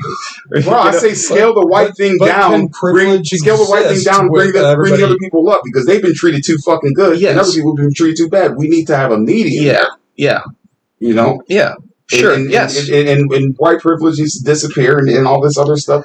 And we need to just bring it, That's the thing. That's what I'm saying is if everyone were treated with white privilege, if everyone had it, then but this world would be destroyed within a couple of years. Yeah. That's too much. That's you have to have downtrodden people for privilege to exist. No, you have to have a moderate understanding of what's going on, and that privilege doesn't need to exist for one person more than anything. That we are all privileged to be here. We all should be. At least that's the way people say you don't like blah blah blah and all that horseshit. But it's you have to go through struggle. You need to learn the truth, and you need to learn the fucking truth. You're not worthless. You're not better. Let's fucking let's meet somewhere in the middle. So the question I would posit would be, how do you? Give me a sec. I got it. In the spirit of everyone being treated like equality, it's a big buzzword that you see on the back of football helmets a lot now. And, we want everybody to be treated with equality, everybody to be treated equally, which that sounds great. I have no problems with that. But how do you create equality inside of a centralized power system in which we exist? It's next to impossible, but it has to do with individual people, and it's the tribalism and the herd mentality and the mob mentality that keeps all that from happening. I'm not saying treat everyone equally and all that. That's a ridiculous claim. There's some people that you need to say, hey, you're a piece of shit. Right. Get your shit together. I'm saying be real about it. When this is good, call it good. When this is bad, call it bad. Yes. And if that's an individual person, you need to tell that motherfucker that. Right. No passive aggression. You gotta say what you mean and mean what you say. So if you're so that elevates us just by being honest. Because I'm not telling you any bullshit. Yo, get your shit off the side of the fucking road and put that shit in the trash can. What the fuck is wrong with you? I'm not catering to you. You know? And just because all this bullshit you think you did, and no, you didn't do all that stuff. You know, this is not all you. You were a participant. It was this person, this person, this person, this person, this person. So stop trying to claim it all. If we just call each other out, right? Yeah. On our bullshit. And by the way, show you don't your have to work. And by the way, same person, you don't have to say all those people did it. This was all you. You know what I mean? In a different context. You know what I mean? But as it is, call it as it is all I'm saying. For me, I hope that makes sense. For me, it's along the lines of there should be a certain essential human dignity that we are all owed, right? Because if we're all people, we're all essentially the same. So there is a certain baseline human respect that we should all have for one another, in my perception, right? So that being said, all men aren't necessarily created equal, but the idea that all men are created equal is, again, I think, a certain kind of prayer. A prayer, absolutely. A prayer. And it's unrealistic. It is an unrealistic prayer. But that goes back to, again, it's the concept of essential human dignity. Like, you just by dint of being alive have certain inalienable rights, right? Yeah. The right to... I know,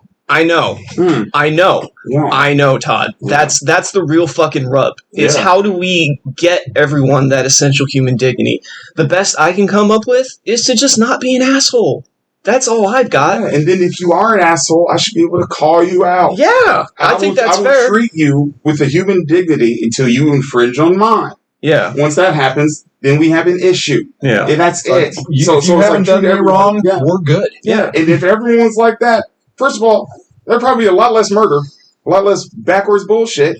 You know, it's like, I'm not defending your honor. You can defend your own fucking honor. Yeah. You know what I mean? That's like when some of my friends, he's like, hey man, why didn't you have my back? Bro, I had my own back. You were the idiot that went out there and tried to start a fight. And I'm supposed to go up to you because of some misguided sense of fucking and that misguided sense of I'm gonna lose my teeth. I'm gonna lose my teeth because you called that person an idiot because you knew I had your back. Well, guess what? You could fall down on the goddamn concrete because I'm going home. Sometimes you gotta take your lumps. But that sense of self-righteousness, that coming to the defense of the downtrodden, is so prevalent these days. Absolutely. That was, you know what? That was one thing. I thought long and hard of this, like listening to that. Both Baldwin and Buckley, right? Yeah. That crazy asshole, that fucking poisonous piece of shit. There were two things that he said that stood out to me. And he was throwing these accusations at black people. Yeah. But what I took away from these were much more human traits. There were two things he said that caught my attention. One was that... power. Yeah, the power. The power. So he was like, well, if black people could have their way, they would just have all the same power that white people had. Yeah. And I'm like, yeah, but that's a human nature thing. Like, humans, we want power. Power wants power. Exactly. That's just a human thing. Yeah, and in the context, he was literally just trying to disprove. He was just trying to be an asshole. He was trying to, bring his level down so that he can introduce and interject his horse shit. The other thing... We all want power, but in the context, that should have never even been brought up in that conversation. It was just, The other thing that he said that caught my eye was if he was saying this about Baldwin's, everything that he said. He said something along the lines of, if he had his way, he would lower the standard for white people down to what black people had. Well, no, he didn't even say that. He said if he had his way, he would lower it.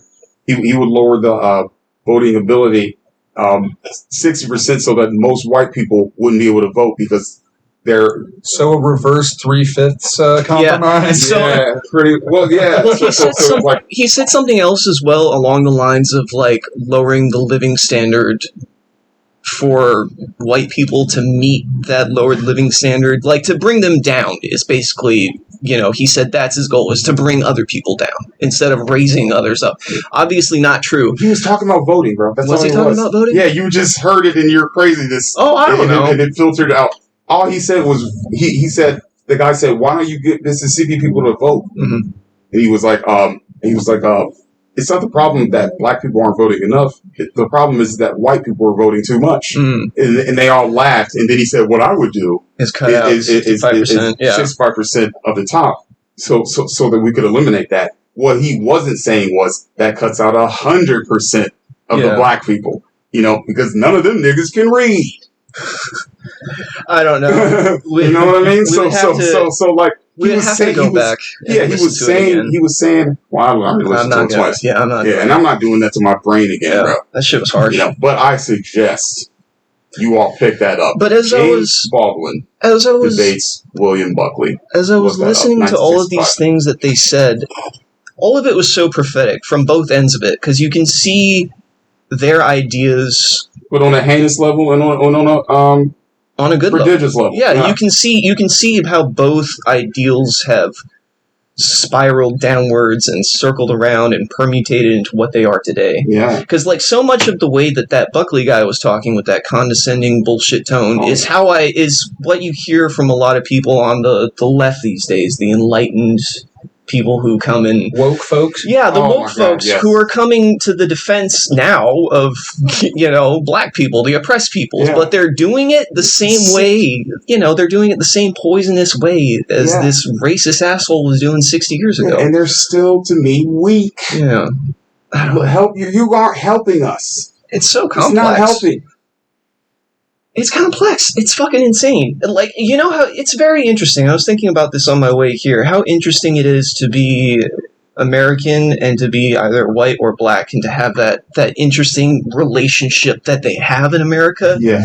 Because you don't really get this anywhere else in the world, seemingly. No, I don't think, not in this way. This is a unique situation. It's pretty unique. It still involves all the same, hard aspects. The closest would be probably pre-desegregated South Africa or Israel right now. I would say pre-desegregated. I wouldn't say Israel because they're more of an apartheid state than we are. That's 1,000 years of craziness, bro. Like their history is several thousand years. But the South African thing, absolutely, because all of that shit with the apartheid, and crazy stuff. Yeah, that wasn't that long ago. No. Like, they were making movies about that shit in the 90s.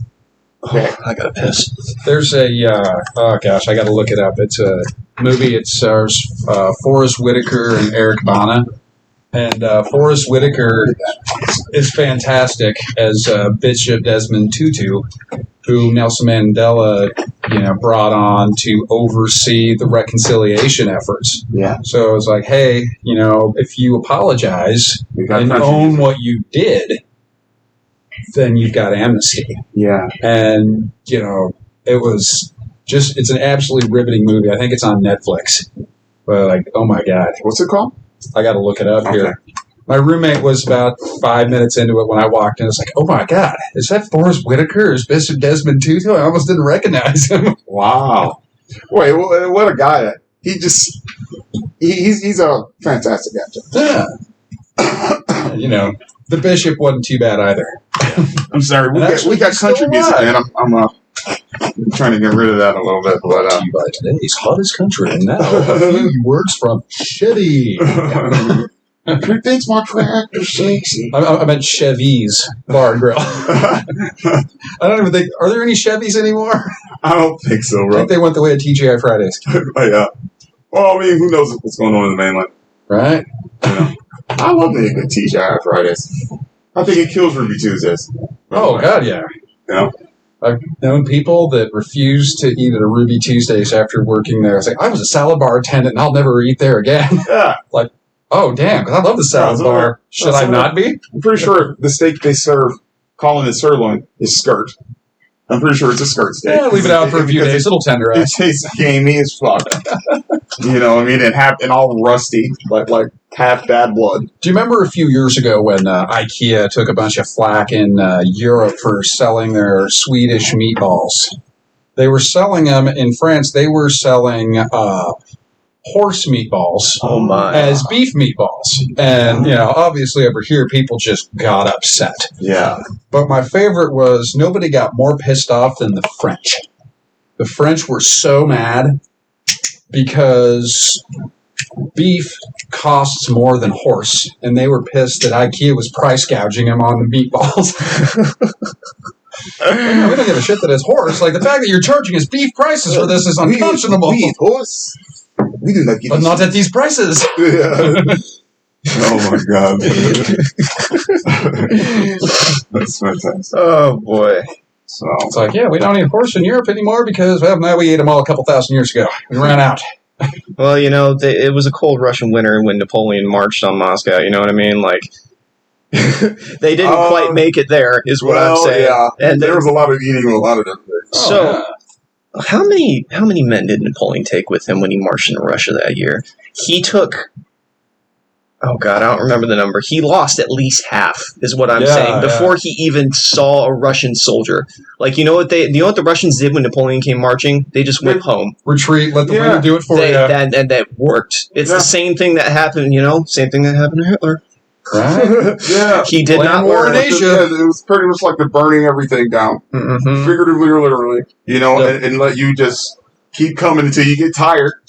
Yeah, with the exception of a couple of Mongol dynasties and a couple of Chinese dynasties, land wars in Europe don't work out well for anybody. I was going to say, Genghis Khan, if there is another life, he's got to be spinning. He's like, bro, I gave everyone the blueprints millions of years ago. The only thing that killed him was old age. And that motherfucker conquered everything he ever wanted to. Yeah, he did. Did he have one miss? I'm pretty sure no. Because the hardest thing for him to conquer was the Chinese. They were the oldest and most powerful at the time. And then he just blockaded them until they got weak and started eating each other. Yeah, and Kublai Khan was finally able to take them out. Yeah. I believe, I'm trying to think if Genghis Khan made it, I don't know if it was him or the Golden Horde, but they made it as far as Austria. That's crazy. The Golden Horde was later, and they made it all the way to France. Dude, they had ships and stuff. Pretty sure, they did stuff. Not very many, though. Well, the Mongols did have ships at one point. I mean, they invaded Japan. They tried to. It didn't work out very well. Kamikaze pushed them back. They didn't even have yeah, I know, right? No, it was just a couple of samurai who wouldn't go down, I guess. And a well-timed typhoon. Oh. So then later in World War II, they named the crash bombers Kamikaze after the divine wind that had saved Japan from the last time it was invaded. Oh, cool. And, it didn't work as well as the typhoon did. No, it didn't. Yeah. Well, it fucking worked, I'll tell you that much. Could you imagine? The Mongols didn't have diesel. Yeah. Could you? Well, yeah. Well, could you imagine if they did? They'd have made it to North America, no problem. I don't even think slavery would have been a problem in America if America even existed. It wouldn't. Everybody works voluntarily because otherwise their heads are piled outside of the city walls. Yeah, bro. Real motivating there. While I was taking a piss, I thought about this. I thought about how a lot of people judge the past by today's moral standards, completely ignoring all the horrible hard work and lessons of history that it took to get to this point. Did you just rewatch Porky's? No. Okay. I've never seen Porky's. Never mind that. But so many people are just, they rail on the things that were done in the past, where it's like, okay, well, if you were alive in 1776, would you have been so enlightened? No, you probably would have been a shit shoveling. You would have been shoveling pig shit.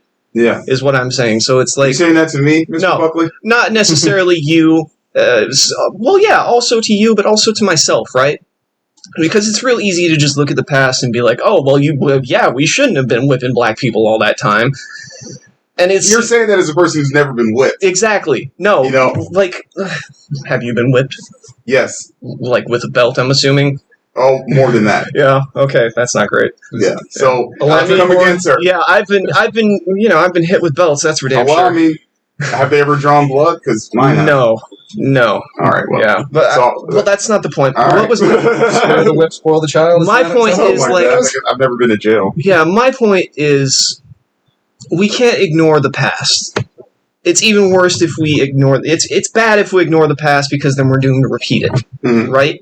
So That now, to me just sounds like a cop out. yeah, it is a cop out. Yeah, it just sounds like you don't want to fucking No. admit I'm what do I not want to admit?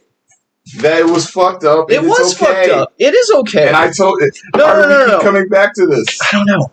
You know, like Because you just can't, bro. Fuck. What am I trying to say? I'm trying to get a point across here.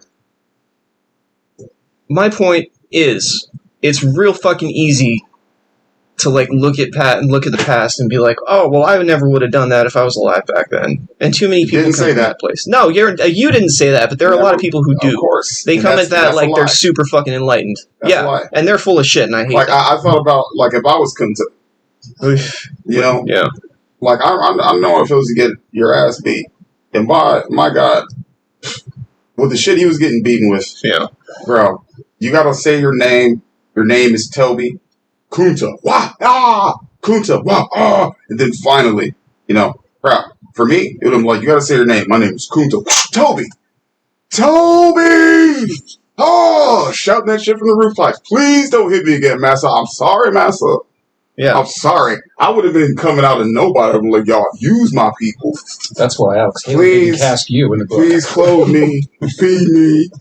I don't want to die. Like I would have been right out. I have no misconceptions that I would have fallen in line. Yeah, like that's me too. Yeah. Me too. Yeah. Me too. Here's where there we go, Todd. There's where we come to the understanding is like me too. We always do. Yeah, we do. It was like We have different processes to get there. Right. We're different people. Yeah. Isaiah, you know, at some point you probably have a different opinion.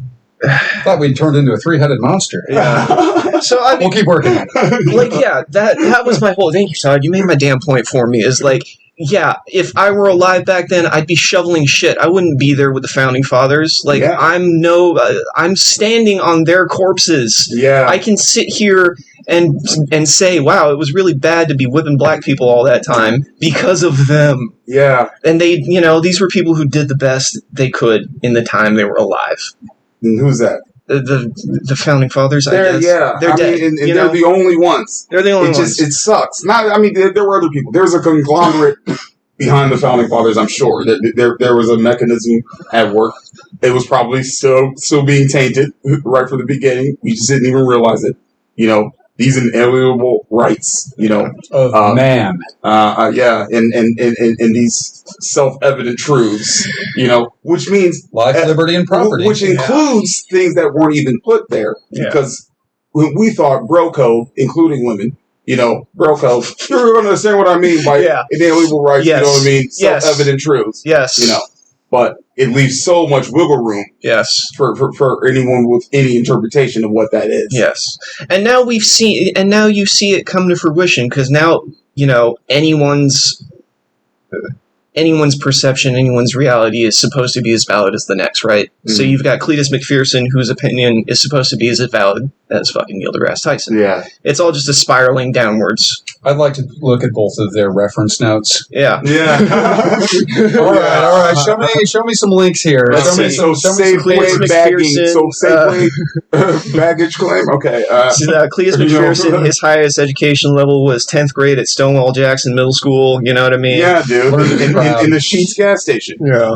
You know, Neil deGrasse Tyson. PhD astrophysicist, you know. travel the world, all that stuff. Some people discovered planets. Neil deGrasse Tyson got rid of a planet. What? He was, Pluto's not actually a planet. Oh, that's right. Yeah, that was Neil deGrasse Tyson came up with the research to show that technically it's not a planet. Yeah. It's an orbiting body of some kind, but not a fuck planet. you, Neil. Fuck you, Pluto. It's a planet. Fuck you, Pluto. How dare you? They figured the name How does sounded Pluto feel? I think we need to ask Pluto. Well, you know what? Pluto's a dog, so he should be dead by now. Oh, he got ripped off the planet. The planet is out there spinning in its non-planetary grave now. And fun What fact, about me? He Fun stole my fact. name. Pluto was the name of the astronomer Clyde Barrow. I think it was Clyde Barrow, but the astronomer that discovered Pluto, that was the name of his dog, and that's why he named it Pluto. I don't know if that happened before or after Mickey Mouse. It was kind of around the same time, I suspect. Interesting. That's terrible. I mean, because Pluto. Well, never mind. This one is called Planet Mitzi. Planet Spot. So it could have been called Fido, yeah. It's like, oh, Fido's gravitational field's pulling us in. We might not escape. Oh, man. All right, buddy. What else we got in the tank? I don't know, man. I haven't been sleeping because I've been playing a video game. It's called Minecraft, and The blue glow. it's been around for a minute. I'll tell you that much. But one of my friends recently, got it for himself, set up a server with a bunch of mods, and that's it. Like, I've been waiting for this moment all my life, just to pay my money to finally get this game and play it forever and ever. And I've been up till 3 a.m. It's That's how you know it's working. It's a hell of a drug, man. Jesus Christ, Minecraft is a hell of a drug. Sometimes you need that shit, man. Like, if you get good at it, you can be playing that game and be thinking about other shit. Yeah. Like, it's a total fucking just zen spot for you. It is a zen thing. Like, the fun thing about Minecraft is, like, I explained it this way earlier, is, like, it's a world that creates itself as you explore it. And you have to, like, break shit, you can build shit. But every now and again, like, while you're doing some silly little task, you get ambushed by, like, a skeleton shooting arrows at you. And it's, like, those little moments where it's, like, you go from relaxation to just, like, fucking flight or flight. And then it's 3 o'clock in the morning. Dead. Yeah, like, and then it's just like, holy shit, I've been doing this for how long? And it's like, oh my god, I need to stop. Yeah. Just one more vein. Dude, I'm about to level up. I got this. Yeah, exactly. Bro, I suck at video games. Horrible. You like Minecraft. But like, I was that dude on Dragon Ball Z, so I have no excuse. Yeah. It wasn't even that. I mean, it was exciting to me, but I was just reading shit and looking at pictures. But I would do that shit for like 8-9 hours. I was obsessed. Yeah. I was also 12. But I had some roommates who would play NHL hockey on PlayStation. And their team was the San Jose Sharks. And every time they'd have like a day off together, a night off, it's like, hey, want to play hockey? And then I'd just disappear and go do something else. And they would hunker down. And with this team, they would play every single game. Multiplayer. I don't know, there's a lot of hockey games. And they like, how many seasons you're on? Oh, we're on our 12th season. Jesus Christ. Like, dude, you could have learned how to speak 4 languages in that time. You could have learned to play actual hockey. You could have learned to skate. Yeah. Wow. But you said you would just be like, hey, you want to play hockey? And they would go, so it's the equivalent of like trying to quiet a room full of, it's just so easy for me. A room full of black people, just put a bucket of chicken in the middle. Oh my god. I want to I like chicken you got too. I know. Stereotype. It's me to shut up. Yeah, chicken's good for everyone. Someday I want to get another live system. It is. Someday I want to get to the point where I can do like the old school fat guy from the movies and just pop the drumstick into my mouth and pull it out. Oh, that's disgusting. I want to be able to pull that off like one time. There's too much gristle. Even though I think I love to see people like do that shit to wings. Like, what, motherfucker? Throw that shit away. But I'm like, I'll be like, what? But spit out all the fucking gristle, dude. There's no chunks in that. Yeah, no. Blood and veins. I love chicken, but I don't like veins and blood. Yeah. And fat. Yeah, I mean, and gristle. I don't like any of that shit. Same. Just got to throw that in the boiling pot and cook all the goodness out of it. You strain it and make a broth, but I don't want any of the particles. Just the juice. I don't like that texture. It's too crunchy. I don't understand also, like, just some things that people eat, dude. Like, unless you're starving, you're not going to, like, unless I'm starving, let's put it this way, you ain't going to get me to put pig intestines in my mouth. For people that don't know what that is, but what they call that chitlins. Chitlins. Pork chitterlings. I was thinking, what do they call that stuff? It's actually chitterlings. Like what's that stuff in Scotland? Haggis? Don't knock it till you try it. Oh, Vegas I ain't tried. bad. I tried. Robert Burns Night's just a couple months away. Well, I mean, How about Balut? ooh, no, I Just couldn't do that. don't eat this. Don't eat the beak. I couldn't eat balut. Bro, just fucking give me a regular egg that just came out of the chicken, and I'll fry that shit up on the stove. Like, what the fuck? Why you have to eat a baby? Pretty much. For those who don't know what balut is, it's a Filipino dish, which is basically an egg with a baby bird in it that's dead. That's been fermenting, shall we say, for quite some time. Yes. Yeah. I saw someone eat that shit, and that was enough. What about I think I left the party. what about the Chinese 100-year eggs?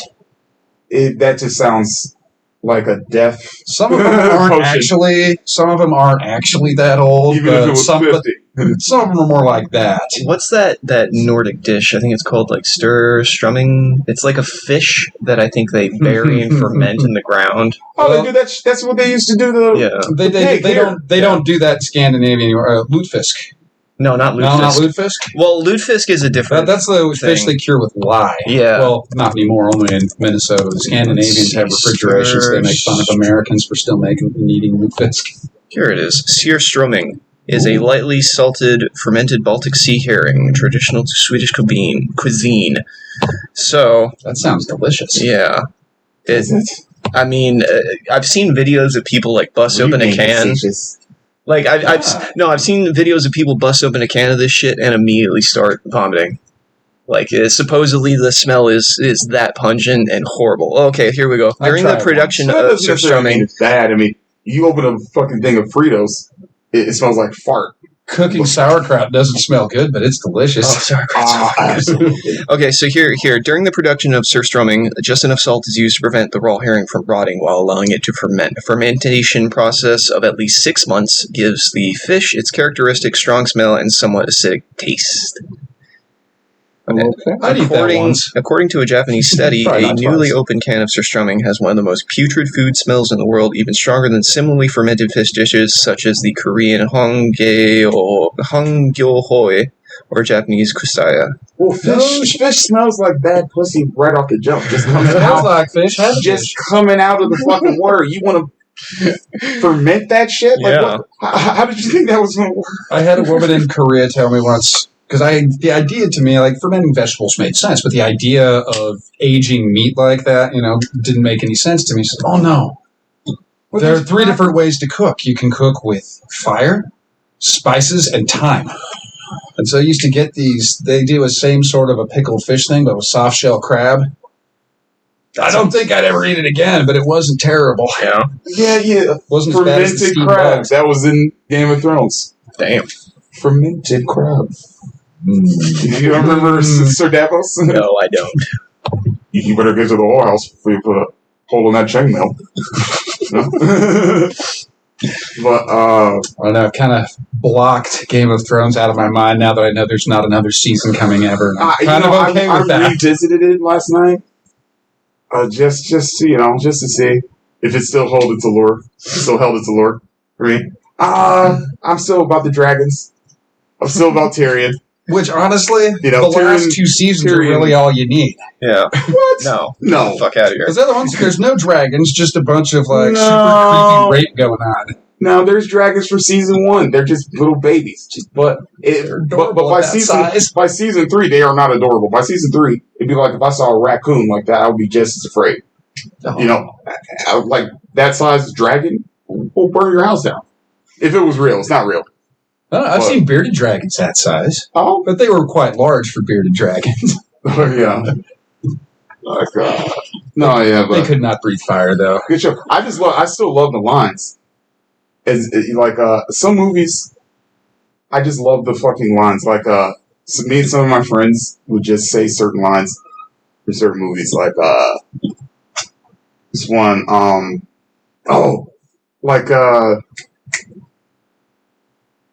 Bill, Bill Nye. Science guy. No, Bill Nye. Oh, Nye. Yeah. But Victor and also Davy Jones. So he was Victor in Underworld, and he was Davy Jones in Pirates of the Caribbean. Oh, okay. But his voice is just, certain things. Like one of my friends, every time he saw me, he'd be like, "What werewolves? outside the walls. Have you lost your mind? just little shit like that, or 99 souls, 3 days. Say one of my favorites from it. It's an old line from Game of Thrones, but it seems timely now. Littlefinger would see Westeros burn if he thought there was a way he could be king of the ashes. Oh yeah. I feel like that's a pretty prevalent theme in Washington these days. Oh, that was Varys, wasn't it? Yeah. He thought he could be king of the ashes. That's various stupid observations there. Absolutely. I think we might be dealing with a sub Littlefinger. You know what I hate? We'll see January 20th. Yeah. We'll see where's Sansa. You know what? We need a Sansa to fucking disrupt this motherfucker. You know what I hate? Fat people.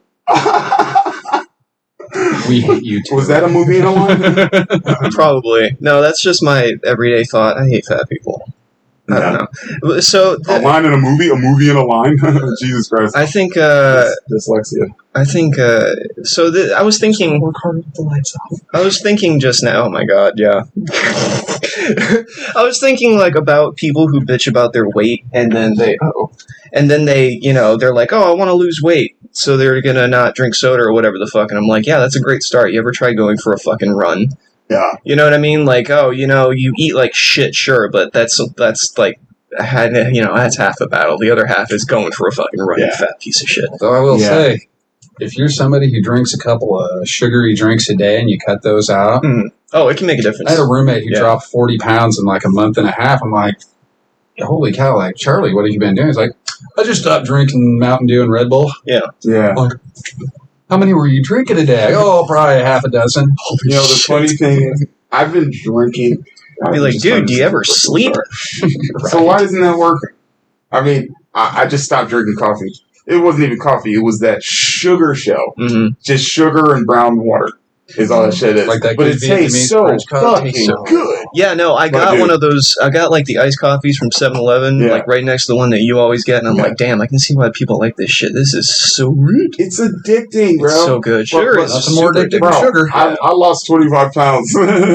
So what the fuck is going on? I've been drinking those shits like beer since I stopped drinking beer.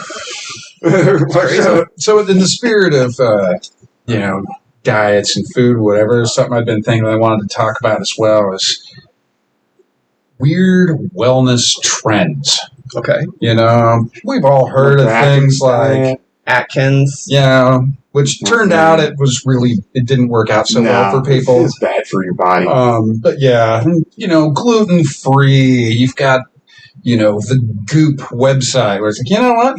I don't understand that egg going in there, but I'm sure you can get a Just Fans channel for that'll make you some money. But another one was, have you guys ever heard of sun gazing? Like skylarking? Is that where you literally go outside and stare at the sun? Yeah, so the idea of it is you go out, and when the sun's within like a half hour of the horizon, obviously, because if it's up higher than that, you're going to hurt yourself. And people start off, you look at the sun when it's just coming up over the horizon, started with 10 seconds. And the next day you do more and more and more. And, there's people that'll stare at the sun for 45 minutes. My thought is, it's like, why the hell would you want? I mean, don't get me wrong. I like a sunrise as much as the next person, but what the hell? Why are you putting the brightest lighter in your eyes? The idea is that you can get nutrients from the sun. There's this Indian that's been doing it for years, and he drinks tea occasionally. And apparently he's been doing this for like 30, 40 years, and it's turned into this burgeoning movement where people will go out and stare at the sun, and they don't eat very much at all, and somehow they're ostensibly getting their energy directly from the sun. Oh my god. To me, I'm sorry, bro. I know, right? That is it's out there. Absolutely insane. It's out there. Well, they say Buddha and I sat hope they under all a drink tree. the Kool-Aid. Seriously. Because, all of you at the same time. This is wipe this one out, baby. Yeah. Like, are you kidding me? They say Buddha sat under the tree for 7 years, so he must have just been photosynthesizing, I guess. I guess. Maybe. What was he eating? Where was he shitting? Yes. What they don't say is that he had a bone camp set up out there because that just doesn't look nearly as He just it doesn't seem as magical or profound. He just had a really deep hole that he was sitting on top of while he was meditating. So it was just He was just dropping out. Once he was full, it was done. Yeah. Reaching Like my ass always cheeks here. Reaching my ass cheeks here. I guess we're done with meditation. He got Poseidon's kiss, but it was like his own refuse coming up from that hole, just like whoop, and they 7 years. 7 years worth of shit. of just I'm piling up in that sorry, deep hole. sir. Hey, that's how he did it. It was a symbiotic thing, right? The tree was feeding him his oxygen, he was getting his energy from the sun, and everything he was shitting out was going back to the tree. It was a beautiful cycle. It's a circle of shit. And we all shit. We certainly do. So you have these people buying into a lot of time, and certainly not everybody. Like the wellness industry is huge, but I see a lot of an overlay between the anti-vaxxer sorts and people in the whole wellness thing, where it's like, if you change your diet, you don't have to do this, or this will make you better. And don't get me wrong, I think that most of the food we eat is effectively poison anyway. Absolutely. But, but damn, it tastes good. Yes, sir. And, certainly changing that would be helpful. But it just seems like it's almost like a Luddite way of backing away from science, from anything else, because if you don't, if I don't believe in it, I don't have to listen to anything that you're saying, and I don't have to do anything that you say. Yeah. Right. And you can apply that mentality to pretty much anything. Absolutely. Like, you can apply that mentality to anything. It goes back to confirmation bias. It's like you hear something you don't like, so then you hear something you do like, and you just cling to it and plug your ears and go, la, la, la. And there's enough people in the world that anyone can have a community. And it's true. I'm just virtue signaling. I carry shit. I don't have celiac disease. I carry shit in my right hand while kicking donkeys in the ass. If you put that in the internet, you'll probably find 100 people that do it. Yeah. You know what I mean? Something just as dumb and useless. See it. Yeah. Yeah. Like, we make it a fucking sex show. Have a fucking holding shit in your hand. Oh, yeah. And kicking donkeys. I hope I didn't give somebody an idea. It's already I feel like begun, German studios are already they've already done that. They've already written a book. Oh goodness! All right, where are we at, baby? We are at 2 hours and 1 minute. That's fine. Yeah, I think we got enough out there, man. Yeah, that's all pretty right, good. Let me leave you with one more thought. Sure. Absolutely. Sir. What do you guys think about the monoliths? The monoliths? So about a week ago, that thing that showed up in Utah. Yeah. What? And then, here about a week or so ago, there was a helicopter. They were out near Moab, Utah. I think they were doing like wildlife counts, and they see at the back of this secluded Arroyo Canyon that there's this metal monolith sticking up out of the ground. And so they look at it and they go land and go look at it. And sure enough, it was like a 12-foot tall, obviously human-made thing that looks like it came from 2001: A Space Odyssey. So it's the obelisk from 2001? That's what it looks like. So it starts out. It's a fucking prank. That's my first thought. So the GPS coordinates to it were released. Now all of a sudden, all these people are hiking in and parking. Yeah. Like it's Thor's hammer. Oh, God. So, getting their pictures taken with it, and there's not facilities out there to deal with a lot of people. So the Park Service came and took it out. Yeah. And right around the time that they did that, another monolith that looks a lot like it appears in the mountains of Romania. Again, it too looks like it's man-made. And from the pictures that were taken of it, you can see that the ground has been disturbed around where it is. So it hasn't been there for very long. The grass hasn't grown back. So when that one gets removed, I wonder if another monolith. Someone's book. Yeah, you know what by the way, there's Twitter, of? There's fucking Skype. Hey, it's an Instagram scam, I know they it. just took this shit. All right, put the other one down. Yeah. They're going to take that and go. No. They're going to do it like 5 times. You get your 15 minutes now. You know what this reminds me of? Bermuda Triangle. They're going to be like, this thing forms a line and da-da-da-da-da. They're going to make fucking signs out of it. There's all type of dumb shit there. You know It's what a this crop reminds me circle of? A couple years back, do you remember situation. when Shia LaBeouf went like super nuts? And, like, hey, When he went Joaquin Phoenix? yeah, hey, look at that. We're circling back down to the beef, right? It was a couple years back when Shia LaBeouf was going nuts, and he put up like this resist flag or something somewhere. And so it was like a live stream. He was streaming this flag that said resist or some shit. He was, pissed off about Trump. And some people from the internet came. They were able to figure out where this flag was because of the video on the internet. It's the fucking internet. So they figured it out.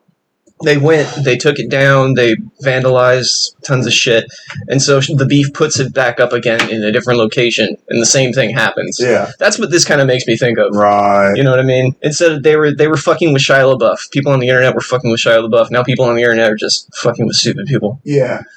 Anyone who will listen. So you're saying Shia doesn't take the bait anymore? Oh, I think I'm pretty sure he does. he will. Yeah, he just needs He's the right Shia bait. LaBeouf, He's the beef. He's going to drink enough, and he's going to take whatever bait you put in his face. He's just waiting to lose another finger. I don't know. Yeah. I liked him in Holes, and then He the was good Indiana in Holes. Jones movie just ruined him for me. Oof, don't bring that. That I one. We mean, I all saw like what Eagle Eye. Which one? Eagle Eye.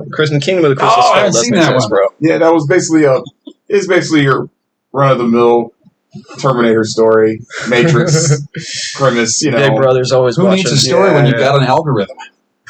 Yeah. I feel like Well, the algorithm makes our stories now. It knows what human want. I was going to say, you've got script writing software where you just decide the template of the movie you want. All you have to do is just change a couple of things. And that just makes our brains softer, more mushy. Mm. Turns our lips blue. Stanley Kubrick's rolling over Sorry, in his another grave Game of somewhere. Thrones. I know it. Yeah, he's dead. Yeah. All right, gentlemen, do we have anything else? I think that is a solid fucking couple hours, bro. Awesome. Cool. All right. Well then, thank you very much for listening, and we'll see you next week. Thank you for coming, Isaiah. I appreciate It's you. been a pleasure, gentlemen. Thank Comments. you. Comments are always I appreciated. always appreciate it. You know what I mean? Tell us how shitty we are. Jesus Christ, bro. I think that shit would be fun. Yeah, it would be. Okay. Have a good day. Bye.